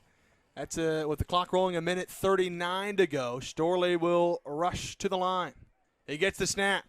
Hands off left side to Witt, trying to get to the edge. Cuts inside, across midfield to the 48-yard line. A lot of shoving going on.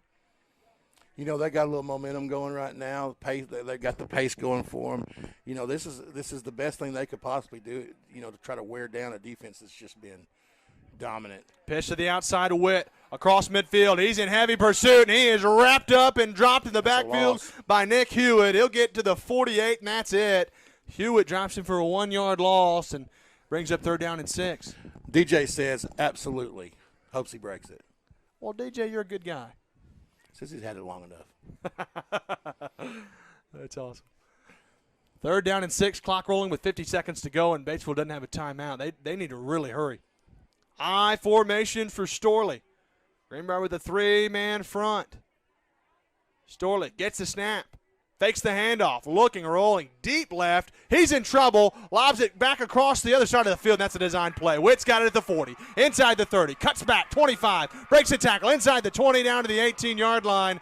And Witt is down after the tackle. He's slow to get back up. But I'll tell you, that was a well-designed play. That was a great call. I mean, that's all you can say. It was a great call, and it was executed well. That's a great call against what we're doing right now. We're being so aggressive, and we're just, punching them in the face every series. And that time they played that to their advantage. They sure did. 21 caught us chasing, and was able to sneak it to the backside. 17 seconds to go in the opening half. Batesville trying to score quick, lobbing it for the end zone. Got to be careful. Ball's batted away by Eli Weaver with 12 seconds to go. And I tell you, really, that ball was a dangerously thrown pass. Nearly could have been picked off. Eli did the smart thing there for a defender. End of the half, just knock it away. You don't want him to score. But Eli could have caught that ball. Very easily. Yeah. He had the best position on that ball. Right. He made the right play. Absolutely. Definitely. Storley underthrew that ball and nearly made a big mistake. Second down and 10 from the Greenbrier 18-yard line. 12 seconds to go. That's their biggest enemy right now. Quick screen pass to the left side. Was it designed? It's picked off. Greenbrier might take it to the house. Across midfield. The 40. The 30. That's Preston Riddle. The 10. Touchdown Greenbrier. Preston Riddle. Wow, how about that? That was a design screen. Outside edge. Batesville wasn't ready for it. Riddle read the play, and he took it 90 yards to the house. Greenbrier will lead it 41-0. Pending this extra point would make it 42-zip. My goodness, what an exclamation point to end the half. I tell you what. As soon as he threw that ball, I thought, oh, that's dangerous. And here comes Preston Riddle. He never had a doubt. Preston didn't. He saw it, and he said, I'm going to get that, and he didn't slow down. He went to the house. That's a couple of great plays. He's the one that had the interception earlier. He did. That's 2 interceptions for Preston, and 1 with a touchdown. So, hey, I will tell you right now, first half player would be Preston Riddle. Sure. And then Howard with the block punt. It's incredible. As Turnage attempts the extra point, 42-0 as he splits the uprights. Greenbrier is up 6 scores as we head to the halftime locker room. I tell you, wow, what a half. What else can you say, man? I mean, my goodness. Matt, you brought up Preston Riddle, it's going to be difficult picking a player of the game tonight. Yeah, Weaver's had a great game. You know, he's on both sides of the ball. He's been awesome, and on special teams. You got Shannon Howard with 2 punt blocks. You know, that's a huge night for anybody. You know, but then you got Preston Riddle with 2 interceptions and 1 for a score. And not just a score, but my gosh, he went 70 yards. At the end of the half. Then you got Thatcher Strack, a 79-yard kickoff return. Yes, yep. that. McElhaney, a great reception for a touchdown. I mean, That's it's right. just been explosive in every direction. My goodness gracious, I tell you, just what a first half from Greenbrier. 42 to in all nothing. areas of the football game. I mean, goodness, the special teams, defense, and offense are really on a roll tonight. And I tell you, yes, Batesville may be a little bit down. They're still picked to finish second in the 5A East. Well, and to be honest with you, I think Valley View may be over there, and they're probably the 3rd. I don't know if that's true. I think that's right. I don't remember. But that conference is not strong. It's not. You know, every year for the most part, it seems to be Batesville win, and usually win could be, have the edge most years. Well, I tell you, before we hit a break, actually, Matt, let's do a quick recap. We got the stats in front of us as well, and then we'll hit a break, and then our own Daniel Hillian, and you can kind of take it away, and we'll look at some stuff. So before we head to the break, we'll actually look at the stats.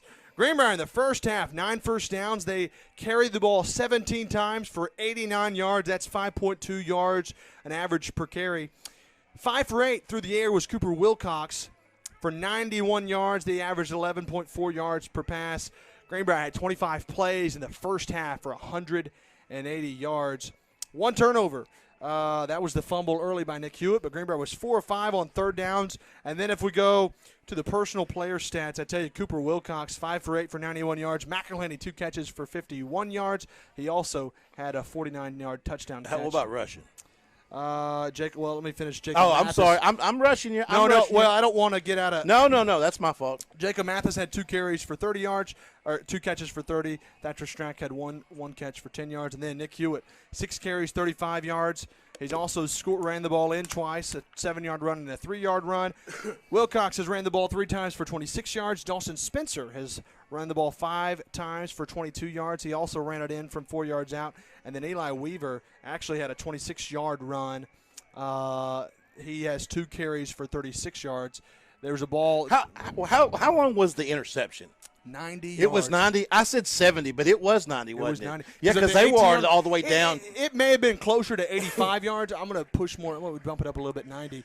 I think if that's true, according to statistician and analyst DJ Vanago, that might be a Panther record for a touchdown, interception for a touchdown. Well, Preston Riddle keeps picking off the football. He might break a record for most picks. Well, let me tell you, his dad, Jeremy's a good friend of mine, and I promise you he is out of his mind right now, excited. Well, Jeremy, you've got an athlete on your hands. Preston Riddle, what a night so far in the first half. 2 interceptions. One was a pick 6. He took 90 yards to the house. And not only did he do it, he did it to end the second half, in the first half, in the second quarter. Clock expired as he walked into the end zone. My goodness. And I'll tell you, I'm kind of glad Weaver didn't pick off that football now. There at the end there, you know what I mean? Yeah. Wow. Well, I'll tell you, we're going to actually hit a break. Hey, how many yards did Batesville have? Batesville, we look over here. Batesville had 80 yards of total offense on 30 plays. They averaged 2.7 a play. They actually should have had 2 turnovers, I believe, at least. Because we say that we have 1, but there was at least 2 turnovers. We know of 2. So, anyway, well, I'll tell you what, we're going to hit a break. When we come back, we'll have Daniel Hillian getting to talk to us a little bit about the game, as well as Matt McJunkins. We'll have much more here in the halftime broadcast. Stick around with us. We'll be back after a word from our sponsors.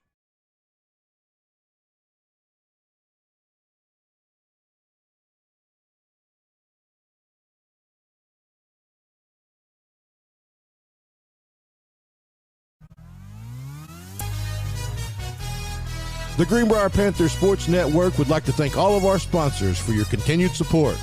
American Safeguard Insurance, First Security Bank, Steak and Shake, Grimm Brothers Electric Security and Datacom, Old Bart, Southern Eats, Collier Roofing, Bleacher Bling, John Simone, Bank of England, Ricochet Outdoors, 4M Landworks, Swanky Southern Boutique and Salon, Chef Lynn's, and the Children's Clinic of Conway and Greenbrier.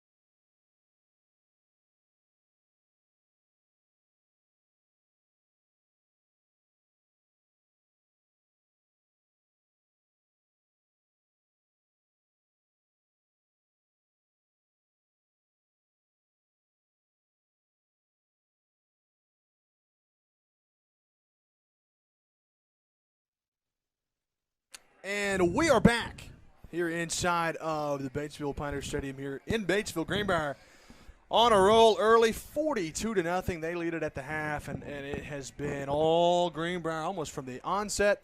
We got Daniel Hillian on the line here with us up here in the booth. Matt McJunkins, and I'm JB Brazil.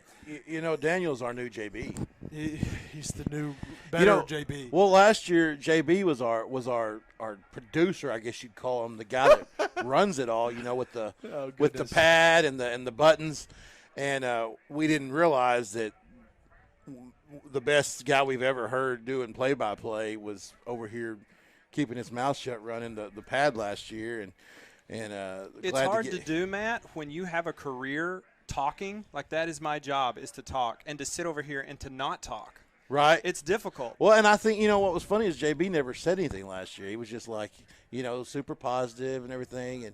And then we hear him in volleyball, and it's like, holy cow, this guy's a great broadcaster. But we're glad to have Daniel with us, and he's doing a fantastic job. Let me tell you, after last week with us not having Daniel and me and JB trying to scramble short-handed, trying to get this done, let me tell you. We missed Daniel. Yeah, we did. You got a pay raise. I Whatever you were making before, double it. I like it. I'm going to get with Sean Mathis and make sure that he knows that. But I've got a couple questions for you guys. On tonight's game, how do you go into the locker room as your coach of the Batesville Pioneers here? When you get a big drive like that off the kickoff where we had, how do you regroup from that? What do you do, guys? Well, I'll tell you this. I think what I've seen from Batesville that's been, obviously Greenbrier's played really well. That's something you really can't fix and change. But Batesville's played really sloppy. It's their first game of the year. There's been quite a few plays where it looks like they weren't on the same page, maybe as an offense or a defense. There's been a couple of times, like on that pick there. That was a designed screenplay. The receiver was going upfield, wasn't ready for it. Riddle came in, read the play perfectly, picked it off. We've also seen that a couple of times. We've had guys where, on a handoff or something, we've seen Storley just the guys in the backfield not paying attention. It just seems like they're not. I guess what I'm getting at is cleaning up on play calling, making sure everybody knows the play that's being called. There's a couple of times where they're just not all on the same page. Well, and I tell you, Daniel, with that question, it's tough when you're a coach, and there's nothing good about what's going on for them right now. And you've got a young team; they're making young team mistakes. You don't go in there, giving them a pep talk. Hey guys, we've got to score 42 points and come back and win this thing, because you just know that that's probably not a realistic thing to say. You go in there and you tell them, hey guys, we need to see what we're made of right here. And so we're going to come out the second half, and we want to see if we're going to lay down and let this continuous clock just roll out until we can get out of here, or we're going to come out here and play to the clock, to the final buzzer.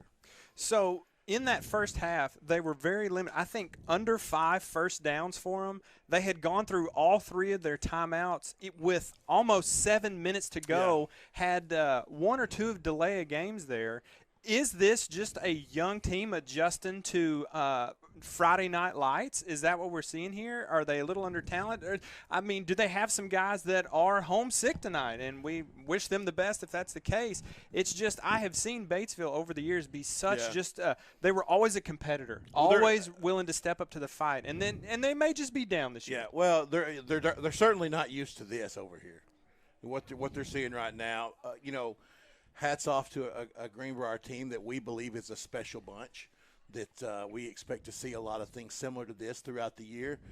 But, I think there's no secret that I think Batesville knows that they're young. They graduated a lot. I think, JB, they had, 4 returning starters? They've got 7, 1 on the offensive side of the ball. And 6, only 5 on the defensive. Yeah, and so you got 1 on the offensive side, and that's what you're seeing with a struggling offense here tonight. And when your offense struggles, you leave your defense out there and leave them vulnerable. Okay, let's pivot a little bit to Greenbrier as they come back on the field here. My goodness, bless you over there, Matt. You okay, Excuse me. How do you keep this young team motivated in the right direction? Are you telling them, do you keep the gas down? Do you say, hey, let's get some of our younger guys in here to mix it up a little bit? JB, what do you do tonight? What do you do if you're Coach Moreland over there on the sideline? Obviously we're playing well in every facet of the game right now. Yeah, sure, there's been some penalties, some turnover here early with Hewitt. But I think the biggest thing is you've got the momentum. Really, they've kind of kept the back. They've stepped their foot on the gas pedal and they haven't let off at all. It's the momentum. Whenever Batesville is given any opportunity to try to make something happen, Greenbrier's just stifled it. And so I think if you're Coach Moreland, it really is just hey, keep your guys motivated. You've got a lot of guys that are just really playing well. I mean, this has been obviously from the scrimmage and the BB game, this is the best we've seen Greenbrier play. Certainly, and it's about balance. You spoke about momentum. That's exactly what it is, and not just momentum in this game, but momentum in your season. You don't want to come out here and put your all sophomores in for the entire second half. Potentially give up 3 or 4 touchdowns because you've got momentum. You're trying to carry through the season. You want to come out here with a commanding statement win for this senior class. And yeah, you do. I think you'll see, and that's what I was talking about, balance. So you want to keep the balance of having plenty of guys working them in. You don't want to get guys hurt that are starters, and you want to get guys that are younger playing time. But you got to balance that with keeping on the gas pedal. And I'll tell you, to contrast that and to kind of go along with what you're saying, as far as the balance is going, Greenbrier has 3 different guys that have scored in the backfield. That's Hewitt, right. Spencer, and Weaver. When you've got 3 guys that can score at any time like that, and sure, certainly that's the offense of the guys running the ball, but you've got to give the O-line a ton of credit. Yeah. They've done really good tonight on both sides of the ball. And let me say this, too. You're going to have a continuous clock run. So as long as your defense gets a handful of stops, maybe even 3 or 4, that's probably going to end the game. Let's highlight a couple of guys here. And as we were in the break there, I wanted to get the ball rolling with our number 15, Mr. Hewitt. I mean, both sides of the ball, just tons of heart, tons of not giving up in this young man. What do y'all think about him? Oh, that's just Nick Hewitt week in, week out. I mean, it's not fair sometimes because we don't really harp on him a lot because you just kind of expect it. I mean, that's what we've seen for 2 years now. And he's an all-state linebacker. He's good enough to be an all-state running back. He's probably, if not the hardest, one of the hardest playing players on this team. I mean, he's 100% every time. What about number 40? That last name Howard has been called out of a Panther stadium or on traveling game for years. Yeah. 2 blocked punts tonight. Man. Shannon kind of plays with a chip on his shoulder. I think I would too if I had the older like brothers last, he does. Last week he was getting some cheap shots on him, the whole game, and he finally got sick of it, and he made a big play, and it was like he took out all this pent up anger because he was getting some cheap shots against him, and I mean he kind of plays with a chip on his shoulder. He's not a huge guy. He flies around and he plays tough. What about QB tonight? Cooper Wilcox had a couple of throws, overthrew a little bit, but then he comes down here, moving from our right to left, goes down and makes an awesome pass. What do you think about Cooper tonight? Yeah, a 49-yard bomb to McElhaney, and it happened really quick. We just gotten the ball after a turnover, forced them on 4 downs to turn it over, and then one play Wilcox, before you know it, just throws an absolute beauty. Yeah. Well, it's funny, too, because I was sitting up here thinking Cooper's not being as efficient as I'm used to seeing him. And then the stats come out at halftime, and he's had 3 incomplete passes. Right. So he's actually been pretty efficient. Mm-hmm. And of course, he's had some big ones that did complete, a huge one to Carter here right before half. I tell you what, on both sides of the ball, I mean, we could go on and on about our receiving core, our running backs, our defensive backs. This has been an excellent showing for the Greenbrier Panthers. Oh, it certainly has, and as we're getting set to start the second half, I think, Daniel, you look at the way we've played, there's been a lot of different guys that you've mentioned. We've left out, Eli Weaver was the 26-yard run. Right. It made some guys miss. Preston Riddle, that's obvious, the pick 6, the other interception. You've got Jacob Mathis on the defensive side of the ball, made a big catch on the offensive side. Like, Greenbrier is playing, for the most part, error-free football. If you're Coach Tribble, I'm sure – as a coach, he sees a lot of things that we don't see and could nitpick to death. But I tell you, he's got to be pleased with how his guys are playing. I agree. And we do miss you tonight, Coach Tribble. Wish you all the best. But my goodness, this has been a great showing. 42-0 here at the beginning of the second half, and we're about to kick it away. Indeed we are. Bradley Turnage will be on to kick the football away. To start the second half, Greenbrier will have a continuous clock leading 42-0 to start here in the third quarter. And here we go. Second half of football from Batesville underway. And Deshaun Brown will take it at the 7-yard line. It'll get out across the 15 to the 20. And he is dropped at the 21-yard line. That's Thatcher. Thatcher Stack from the outside edge. All the way from the outside edge, comes across field, never touched, and just flies over there. And oh, no. a great tackle. And Deshaun Brown is down. Oh, no.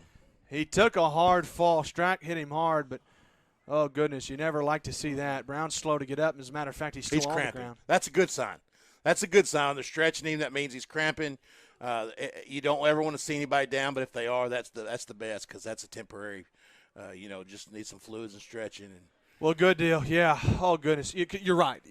When you see that, your first inclination is, oh, goodness, you hope it's not anything torn, anything, obviously severe. Right.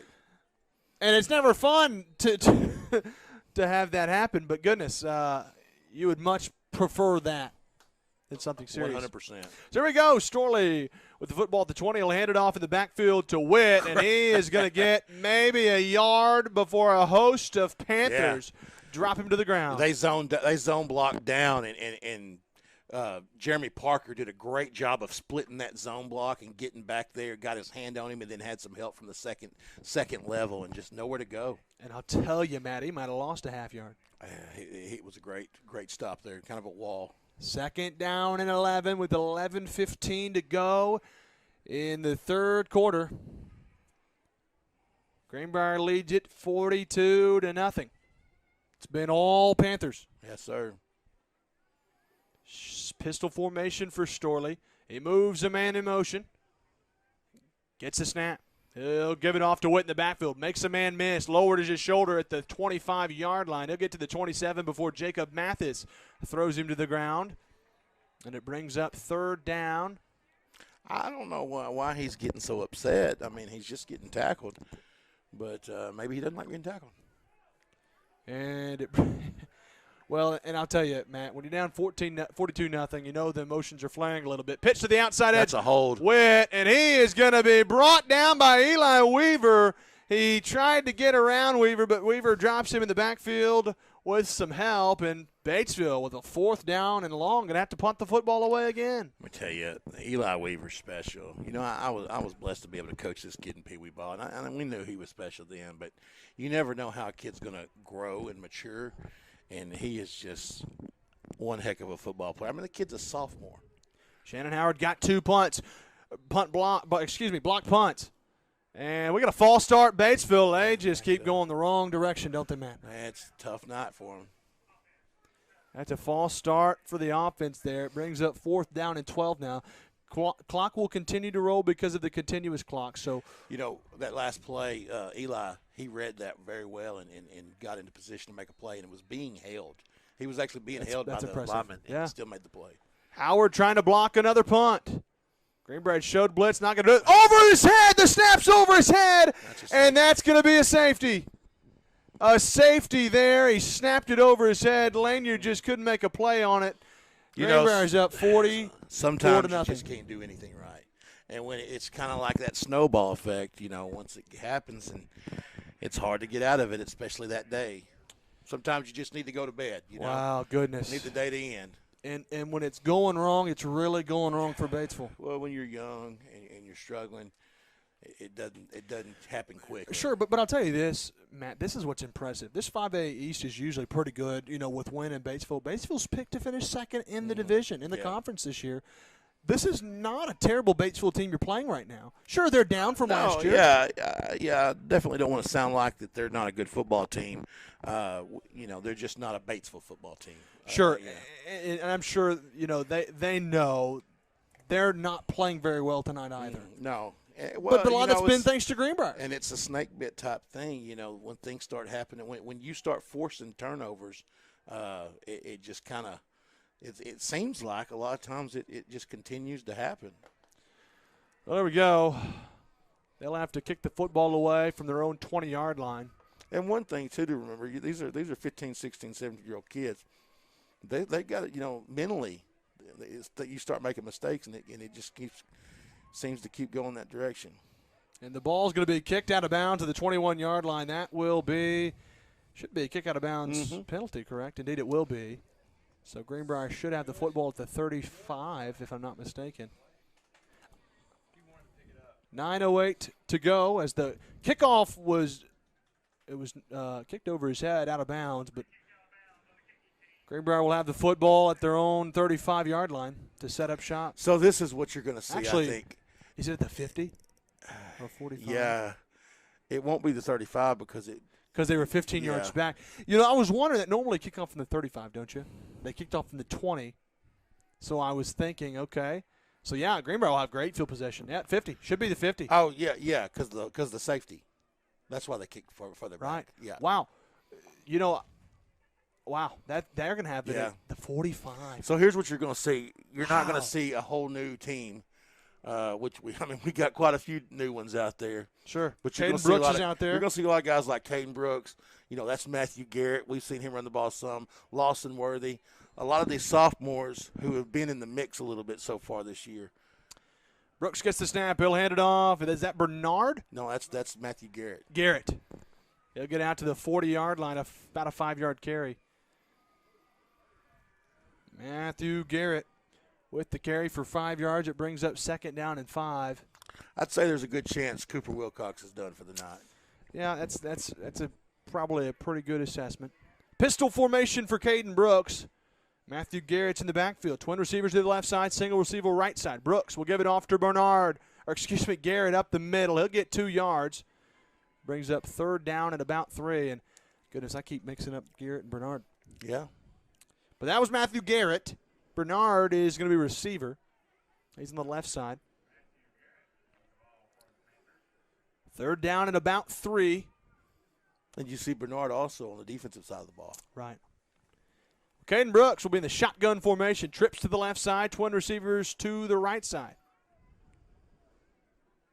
He gets the snap. Quick pass to the outside edge, but the play will be blown dead on a designed screenplay. And that was going out to Keaton Whitley. Yeah, Keaton Whitley. Maybe a little tunnel screen.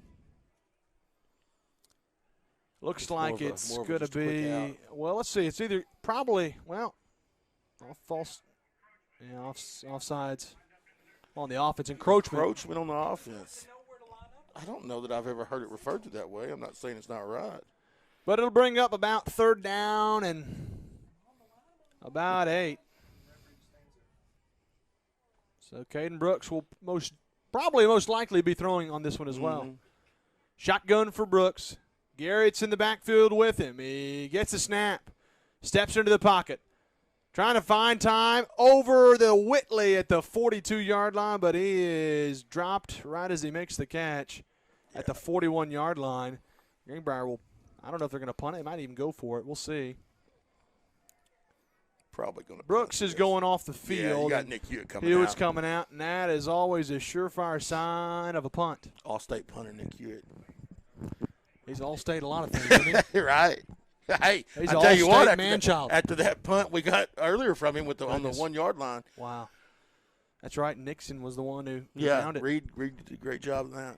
Hewitt getting set to punt it away, and he gets it away. It's going to be a high-end over kick taken at the 8-yard line by Brown, and he is dropped immediately by McElhaney. And Strack with a drop as well. He popped him back at right around the 8-yard line. Goodness gracious. Boy, you don't like that if you're a coach because that ball's probably going to go in the end zone. Well, Batesville, and if you do catch it, fair catch it. Sure.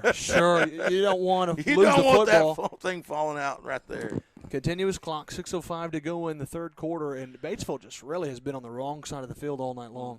Yeah, and when they have gone down the field, their best drive of the night ended in a 90-yard pick 6 by Preston Riddle. Yeah, you're going to see this clock wind down in a hurry. Shotgun for Storley. Trips to the left side, single receiver right side. Gets the snap. Steps in the pocket. Lobs it deep down the right sideline, and that ball is nearly intercepted. And I'll tell you, there's a good chance that whenever that was Ethan Price on the edge there. That's Miles Miller. He made a lot of contact with Miles Miller. It could have easily gotten a pass interference call. Miles was in great position right there.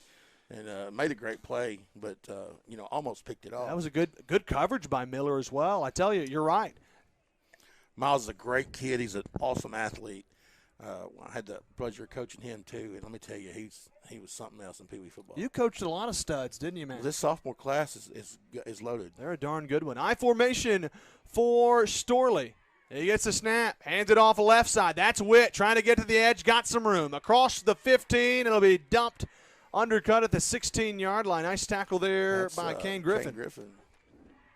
With 4:52 to play in the third quarter, it'll bring up third down and about 3. It's a good tackle by Griffin there in the open field.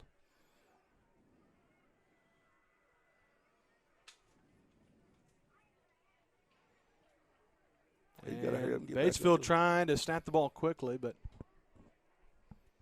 they're going to call off referee quick timeout just to reset the clock. I formation for Storley. Twins to the right side. Big third down here for them. They'll hand it off up the middle. He'll make a man miss. Witt's at the 30 in open space, but Check is chasing him down across midfield, and Check will drop him at the 38-yard line. A big run there for Batesville. Witt's down, though, on the sideline. He's slow to get up. Great job by Charlie Check to get down there and keep you from scoring. That was Gabe Witt on the carry. A big run to the 40-yard line now. Batesville's in Greenbrier territory. With 3:48 to play in the third quarter, Greenbrier leads at 44-0.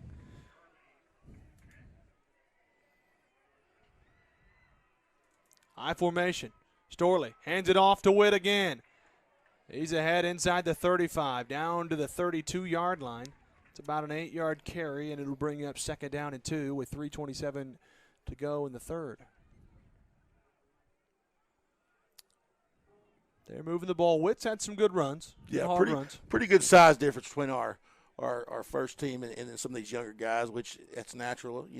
These guys will grow over the next 2 years. But I'll tell you, this is great to have these guys out there. It's perfect for them, Give your guys a chance to rest and give these young guys a chance to get better and learn how to play high school roles. Storley in the offset eye, actually, gets the snap. He'll hand it off to the outside edge, to the 30, to the 28-yard line. That was Jack Lanier on the carry. It's going to move the sticks. 1st and 10 Batesville. They're at the 29-yard line. 1st and 10 there, 2:35 to go in the third. They've really just been running the ball here mostly in the third quarter. Continuous clock. They're going to need a lot of points, and they're going to need them in a hurry. They'll head to the line of scrimmage. I formation for Storley. On first down.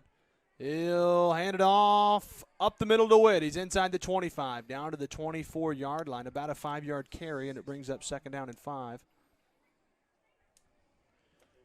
Was that Jamie Fregoso on the tackle there, I believe? I wasn't able to see who it was.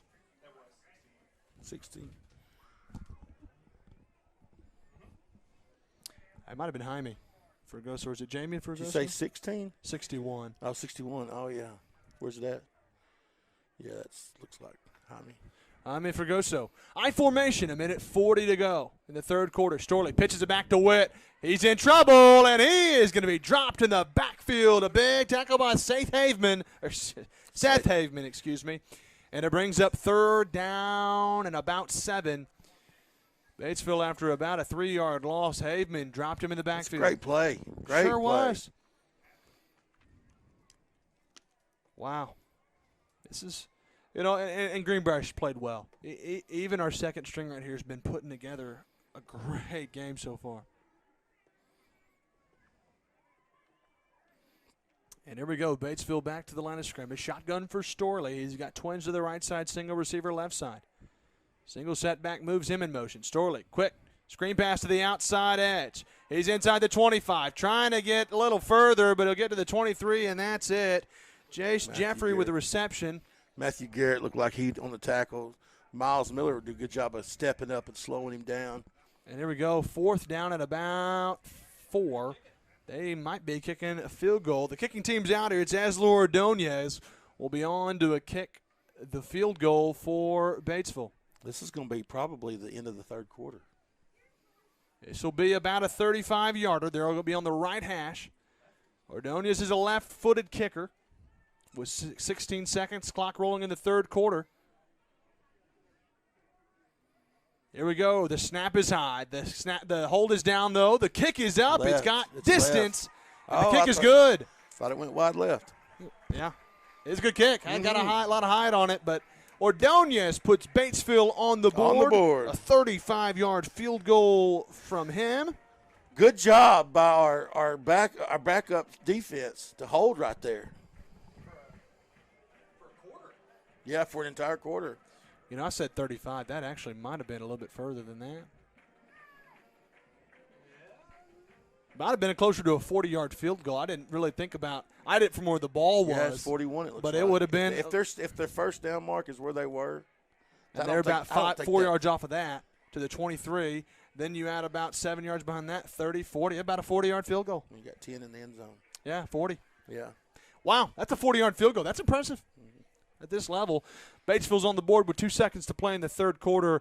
If this ball is returnable, it will be the last play of the third quarter, and Ordonez with a boot. Now, I'll tell you, there's been some kickers from Batesville that have proven pretty big.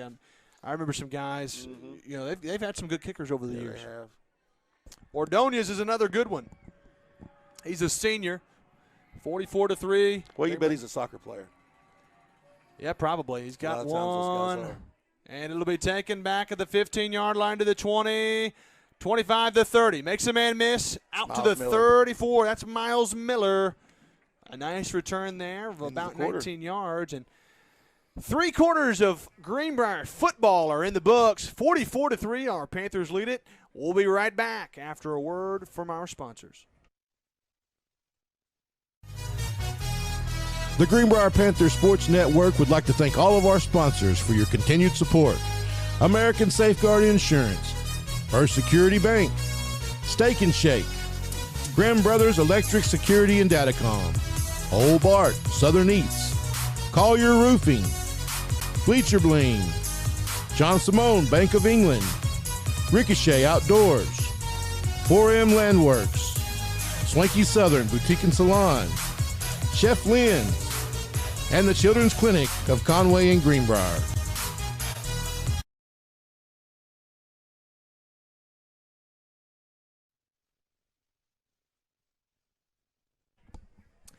Well, there we go. 12 minutes of football left, and with the continuous clock, It'll go in a hurry. It'll go quick. Greenbrier's It won't be much more than 12 minutes from now.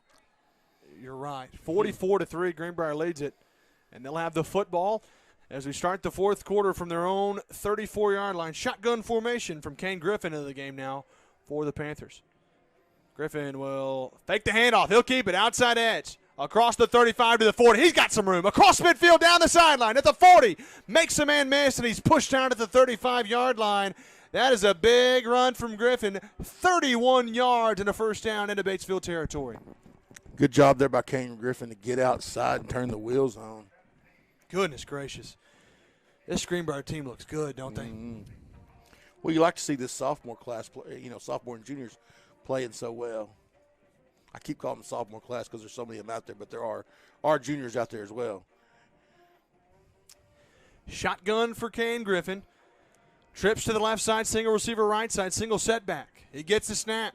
He'll give it off to Garrett to the outside, inside the 35. He'll get to about the 34, maybe the 30. Well, they'll roll him down at the 34-yard line. Good game. That's about a 4-yard carry. Brings up second down and 6 with 11 minutes to go even in the football game. Greenbrier leads it by a whole bunch. And I'll tell you, Matt, it has been all Panthers. It has, man. This is a game that if we played another half, full half with the starters, it could have got bad ugly. Shotgun for Kane Griffin. Twins to both the left and right sides. Matt Garrett is the single setback. He gets the snap, gives it off to Garrett. Hitting behind the line of scrimmage, and the ball comes out. Should have been ruled down, and I believe that's going to be the call. Ball did come out, but Garrett was already ruled down, and it brings up third down and about 8. Nowhere to go there, was there? No, there wasn't. A lot of black jerseys there. Batesville was all over that one. And you know, really, Greenbrier's played so well. Batesville hasn't really stopped a lot of the drives much of tonight. They stopped the third drive of the game after a fumble and a punt, and after that, Greenbrier put it on a show, and they've kept it going ever since. Shotgun for Kane Griffin. Garrett's in the backfield with him. Twins to both the left and right side. Griffin looking to pass. To the right side. Ball tipped and knocked to the ground. He had a man open. That was Lawson Worthy. But it's going to bring up 4th down and about 8 yards. He had to get rid of it pretty quick there. He was getting pretty. And I'll tell you, he threw that one a little lower. If he lobs it up a little bit more, he might have Worthy, and he might have him six more points. 4th down and 7. Probably going to go for it here, you would imagine. Kane Griffin staying out on the field. Greenbrier is going to go for it. Matt Garrett in the backfield with them. Twins to the left and right sides. Griffin in the shotgun. He gets a snap. He'll keep it to the outside edge of the left, trying to get the first down. He won't. Flags are down, and that's in the area of a hold anyway. It'll bring up 4th down and it'll be a turnover on downs as he didn't get it. We'll see what the call's going to be. It looks like a hold, and Batesville's probably going to defer. Decline. Yeah, I got you back. Sorry. They deferred They the defer kickoff to start the game. the penalty. So you're thinking right there. Coach Moreland's probably thinking, obviously we can't pass on 4th down when we're up 42-3, right? 44-3. 44-3. That's right. That's right. You got my back now. Hey, so he's thinking, what can we run? You don't really want to punt right there. So run it outside. You get the first down, great. You don't. It's just as good as a punt from back on your side of the field. Shotgun formation for Storley as they've got the football now after the turnover on downs. Flags are down. Yeah, there was a hold back there. Probably going to be a hold on Batesville. We'll see. And, Matt, don't get too upset if it wasn't a hold on them. It was clearly a hold on them. They're lining up as if it was. They're backing them up. It was real obvious. 7:56 to go in the football game. Greenbrier's going to win it, barring. Or they're going to call hold on us. Did they call it on Greenbrier? They Yeah. did? Wow. Well, hi, Daniel. Well, hey, guys. I think it might have called hands to the face. And I'll tell you. He called hands to the face. That is a lot of yardage, 15-yard penalty. Yeah. I was wrong. Well, you do what you got to do when you're down 41. You're right. Good math. Daniel's our math guy. Yeah, but you've got a degree in math. Let's not talk about that, Matt. It seems like it's a sore subject every time. I mean, I can't believe you're not proud of your math degree. Well, I don't have much to show for it, Matt. Hey, I can't you're count. an excellent insurance agent. As are you. Pistol formation. Hand off to Witt to the outside edge. He's got some room into Greenbrier territory, but a great open field tackle by Miles Miller. But back to you're a great insurance agent. Well, thank Matt. you. And Daniel, you're just great at life. I am, man. I like to think that every day when I put my pants on one leg at a time, it's going to be a great day because I'm in it. There you go. Storley gets a snap, passes in the flat, complete. That's going to be near a first down. Probably going to get it with Ford Progress. Progress. It was Jeremiah Strickland with the reception. He's a junior I from don't know. Batesville. He's short. They're going to leave it. Well, let's see. Surely the spot. They've got to move the chains, and indeed they will. 1st and 10 with 6:28 to go. Clock continuing to roll. Ball's at the 42-yard line.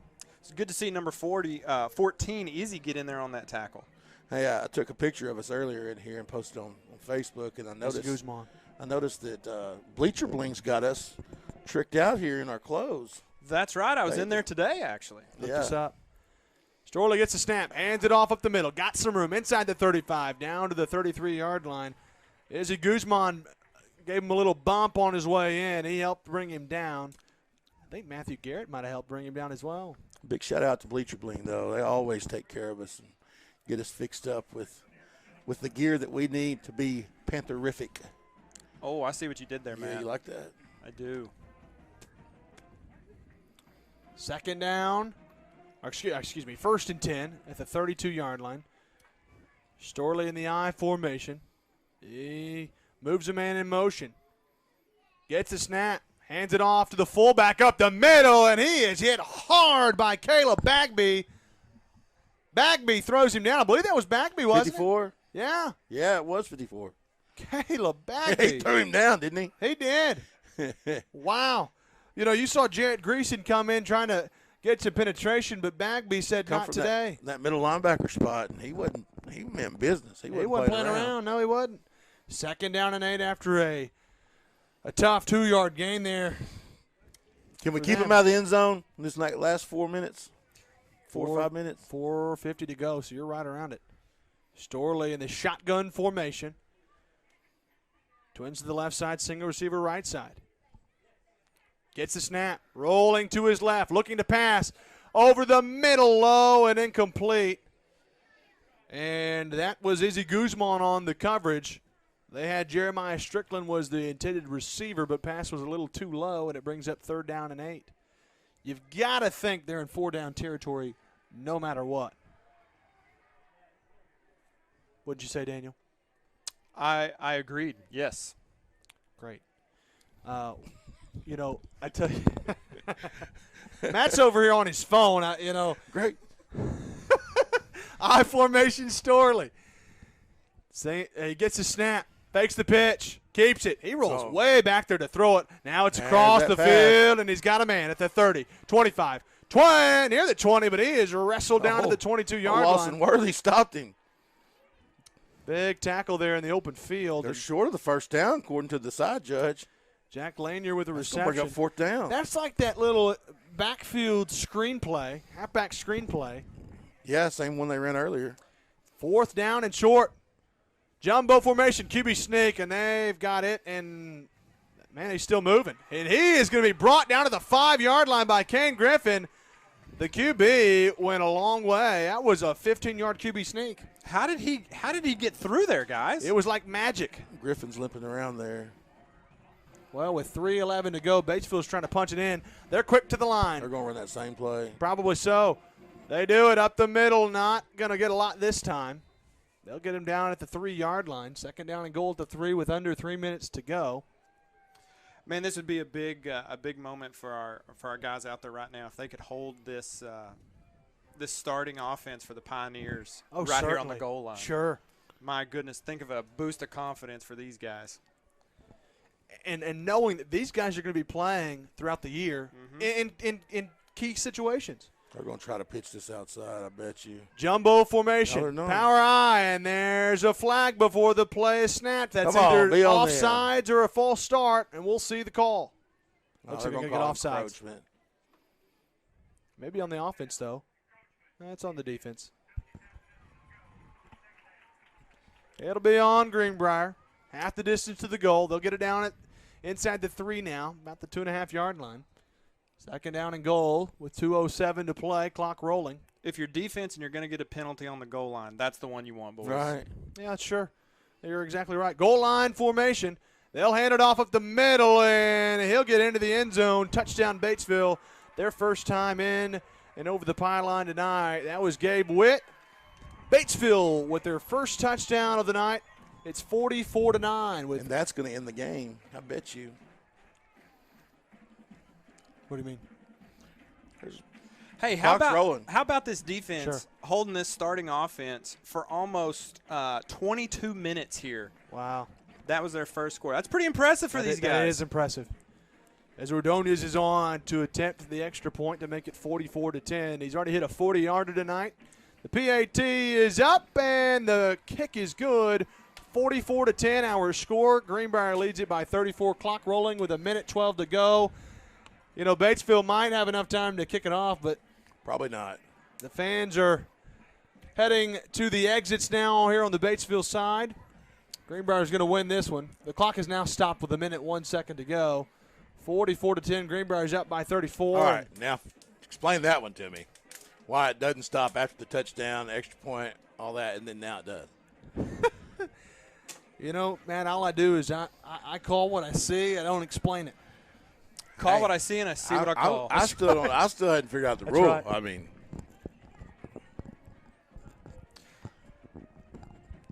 Regardless of the I think call there's or a- the rule, Matt, I this has believe been it's an a- excellent game tonight. I believe it's a. I think they call that an arbitrary clock stop. 44-10. I'd like to see one of these guys take one to the house. It's Reed Nixon back there, Miles Miller. I'm trying to see who's there on the bottom of our screen. Is that Charlie, maybe? I can't tell. It looks like 14. That would be Izzy Guzman. Is that correct? It is. Yeah, it is 14. So we got Guzman, Nixon, and Miller. Thought it might be 12, but it's 14. Ordonez kicks it to Izzy Guzman. He'll take it at the 25-yard line, and he'll take a knee at the 27-yard line. Not a bad idea. Clock's rolling now with 55 seconds to go, and Greenbrier just would have to snap it, but one time, I do believe. Yeah, by the time they start the clock, get the ball set, you know they're not in any hurry. Set the ball and start the clock. And I tell you, J.J. Newton is on the field. They're on that special team. All right, J.J. Newton. And I got to tell you, J.J., his brother Talon ran the show last year. Was really just awesome to have Talon. He's a good friend of mine, but he was the backbone and the glue to the whole thing. I got a text earlier from Talon saying that was how J.J. playing at defensive end, wasn't it? I was looking. It may have been, but I couldn't tell. But I know he was there for sure on the special teams. J.J. Newton, how about that? Talon dropped a text earlier and just wanted to say you guys are doing a fantastic job. So we want to give a shout-out to Talon as well. We appreciate everybody that sends us, messages and encourages us. It really does just that. It's encouraging. Sure, and I wanted to say something about Talon. He's in with the Razorback Sports Network. I was talking to him today. He gets to be on the sideline at all the football games. He also is in great contact with Brett Dolan of the football Razorback Sports broadcast as the clock expires. Greenbrier wins it 44-10 in dominant fashion, Matt and Daniel. Greenbrier improves to 2-0 on the year. Batesville drops to 0-1 in their first contest, and what a game it was. It was all Greenbrier. Yeah, it sure was. It certainly was. Just from the get-go, huge opening kickoff return, one-play score, 17 seconds off the clock, we're up 7-0. And then from there it just kind of keeps rolling and snowballs. Get a safety in that second half as well. Yep. We got the stats coming in from the second half, and not quite as impressive as the first half, but, man, we've had a great game. A lot of clock running in that second half. A lot of clock running. But I know our coaching staff, Coach Tribble, has got to be excited about this one. No doubt about it. Tell you what, we're going to hit a quick break. When we get back, we'll go to the stats, and you'll want to stick around with us as we name our player of the game, and it's going to be a tough one, but I think we've got an idea of who it's going to be. I do. We'll be right back. The Greenbrier Panthers Sports Network would like to thank all of our sponsors for your continued support. American Safeguard Insurance, First Security Bank, Steak and Shake, Grimm Brothers Electric Security and Datacom, Old Bart Southern Eats, Collier Roofing, Bleacher Bling, John Simone Bank of England, Ricochet Outdoors, 4M Landworks, Swanky Southern Boutique and Salon, Chef Lynn, and the Children's Clinic of Conway and Greenbrier.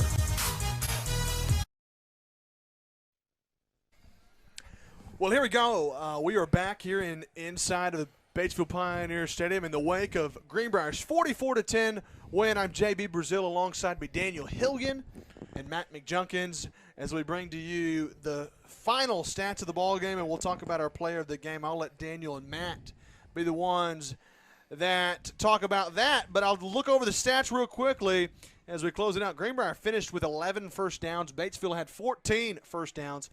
Greenbrier with 23 carries for 128 yards. They punched it in on the ground 4 times tonight. Hewitt, Weaver, and Spencer. Weaver with a 26-yard run. Nick Hewitt had a 7-yard run and a 3-yard run, and then Dawson Spencer had a 4-yard run. 4 rushing touchdowns for Greenbrier. Batesville had one from 3 yards out. Through the air, Greenbrier was 6 of 10 for 94 yards. There was a 49-yard touchdown pass to Carter McElhaney. And then the other touchdown was a 90-yard pick six by Preston Riddle on the defensive side. He had 2 interceptions tonight. Shannon Howard had 2 blocked punts. These are not stats that are on this sheet here, but we know them. We got them locked away. We called Dawson Spencer's name out a ton on defense. We saw several plays where Nick Hewitt and Jacob Mathis were making tackles together. I mean, just a lot of flying around on the defensive side of the football where you don't see a lot of the stats, at least post-game. You may see them in a few days once they go through film. But defense just played an outstanding job. Eli Weaver, great defensive night. How about that big tackle by our man, number 84, Gabe Rowe? Yeah, on the kickoff return or kickoff. That'll get you excited right there. Oh, he just drilled that kid. Jeremy Parker was very good tonight. He was, very good up front. He did a great job, creating plays. A lot of times that's what your guys up front do. They don't always get the recognition of the tackle because a lot of times they'll get their hand in on it, or they'll force a running back to have to go out into another spot out in space where a linebacker picks them up. But yeah, you're right. Jeremy Parker was great tonight. Want to be sure and highlight our sponsors. We don't have all the commercials up yet, so I really want to give them a lot of credit. Graham Brothers Electric, these guys have stepped up this year and are giving us a huge sponsorship, and we appreciate them. They're a great electric company, security, all They're a good bunch of folks, so give them a shout if you need that service. Steak and Shake, again, they were here last year. They're here this year. Great guys there, Cole Harmon. Collier Roofing, Freeman Collier, a good friend of mine. Got a great company. Call them for your roofing needs. Old Bart's Southern Eats. Old Bart's got a great barbecue business there. Just moved to Conway to a storefront. We've got Ricochet Outdoors. My buddy Will Fagan there. They've always been a huge supporter. Go see them for any of your guns, boats, ammo. 4M Landworks, Jason Miller. Appreciate him. And he's got a great business there in Greenbrier. Bleacher Bling, they trick us out, keep us clothed. They've got great Panther gear. Go check them out and shop them. They'll get you fixed up. John Simone, Bank of England. His wife LaDonna owns Bleacher Bling. I say she does. I'm sure together they own it, but she runs that. But John's does a great job at the Bank of England. Great mortgage guy. Chef Lynn's, Anthony Lynn, awesome guy, great community guy. They've got a great business there, great food. Swanky Southern Boutique and Salon, the Woosleys, they good folks. They've got a great business there in Greenbrier. Children Clinic of Conway and Greenbrier, they came on board last year, and we appreciate them. Also, a new one is Oxygen 8 Hyperbarics. Oh, wow. Oxygen 8 hyperbaric chambers. A lot of our guys use them to regenerate the body. A lot of pro players have their own. Yeah. So that's kind of a big thing. But Julie Denton's the owner of that, and she's a new sponsor for us. So, hey, hopefully I didn't miss anybody, but we just really want to give you guys a huge shout out. We appreciate your support, and we will have everything up to snuff next week. I was about to say that next week everything will be ready to go. We've got a home game. Next week it's Arkadelphia, I do believe, and it's it'll be Patriot Day or what? It's a huge deal. I'd have to look back and see. I don't know if they call it Patriot Day, but that's what it's about. Celebrating veterans. It's a patriotic celebration. Sure. That's kind of the focus of the event. We got an Arkadelphia team coming in. We're looking for a win. They got us last year when we had some guys still out. That's right. So we're looking for a big win against the Badgers next week at home. During that, and I tell you, we got a service guy of our own, Mike Bowen, out Absolutely. there with the camera. Running that camera. We thank him for our service. Also, I wanted to mention before we give our player of the game, coming up. Daniel Hillion's been really just a huge asset to us as well. We apologize for not getting him onto the air as quickly as we have. It's been a lot of different things, getting things set up. So you will be hearing a lot more from him, especially in football and other areas as the seasons go on. So just wanted to thank you, Daniel, for hopping on and volunteering with us. You make this possible. You are clearly a huge asset. Last week it was very noticeable that you were not with us, and so thanks for all you do. Yeah, don't ever do that again. Right. I hated to miss last week. I had a meeting I couldn't get out of. But, man, thank you for the opportunity. It's good to I just posted on Instagram. You can follow me at Super D Hillion on Instagram. We'll do it right now. Yeah. This is the first time in my life at the high school I went to growing up and now as a Panther that I have been on the winning side of a Batesville competition. Well, for the Panthers, it feels great. I tell you, it's not something we've experienced as a Panther, but we're glad to tonight. Glad to get that monkey off our back. Let's get to the player of the game. Yeah, I'll let Daniel, you and Matt, y'all can take it away. So So the Harps Foods, American Safeguard Insurance Player of the Game, new deal we're doing where the Player of the Game, sponsored by those companies, will receive steaks for the family. Awesome deal. Used to happen years ago in Greenbrier, and we're bringing that back. Tonight's Player of the Game, none other than Preston Riddle. Preston Riddle was dynamite tonight, guys. He was. You know, when we were talking first half, it was really hard to find out who was kind of leading that charge as the player of the game because there were so many players playing so well. And then Preston already having an interception, picks one off and goes 90, maybe a Panther record. We'll have to verify that. Awesome deal. Awesome for him. Not only did he have 2 picks and a pick 6, guys, he was in on a lot of tackles. Sure. He was very electric tonight, and it's good to see him. I know in the game a couple of weeks ago against Sylvan Hills, I felt like he was still trying to find his legs a little bit, still trying to get in the groove. I think he has found his place. Tonight was proof of that. So 100%. Big shout out to Preston Riddle. I know his mom and dad are they are probably over the moon excited for this tonight and get to take home some meat. Is that what I heard you say, That's right, right. Matt? Some steaks. I tell you, Daniel, before we wrap it up, what were your keys to success tonight and keys to the victory? For me, being sound on both sides of the ball. I know we got a lot of penalties. Some of those I think were justified, some of them not. We talked about those. But our guys were physical up front. On defense, they were able to get penetration, whether that was the line, whether that was the linebackers. And then on offense, just playing good, sound football, guys. I mean, it wasn't anything extraordinary, special. We've just got some really, really gifted guys that know their role and are playing some very sound football. And so, like you said, even trying to pick the player of the game, that's tough to do because we're looking at these stats, and I'm going through this roster going, well, this guy did this guy did this. And so Preston may have got the nod tonight, but this team did a phenomenal job. Coach They're going to BJ, be fun to watch. Coach BJ marching across the field. He's fired up. You know he loves it. Well, I'll tell you, as we wrap it up, you know, I think I'd like to give a shout-out, obviously, to J.J. Newton. You know, Talon wanted us to do that, as well as just all the guys that are out there playing. But I'll tell you, Shannon Howard, the 2 block punts tonight. Absolutely. Does not Any go other unnoticed. night, that kid's probably the player of the game. Yeah, but definitely an honorable mention tonight. He also got in on some tackles. He ran the ball a few times tonight as well. I mean, it was tough to pick a guy tonight. It really was. Well, I tell you, guys, it's a great night for a win. Greenbrier improves to 2-0. They beat Batesville 44-10. We thank you so much for joining our broadcast. Join us next week as we are home in the home opener, really. First home game of the season for Greenbrier. They'll open up against Arkadelphia, a good football team that we lost to last year late in the game. And we're excited. We hope that you'll join us next week. So for my partners, Matt McJunkins and Daniel Hillian, I'm JB signing off here from Batesville, where Greenbrier improves to 2-0. We'll see you next week. So long. Go Panthers.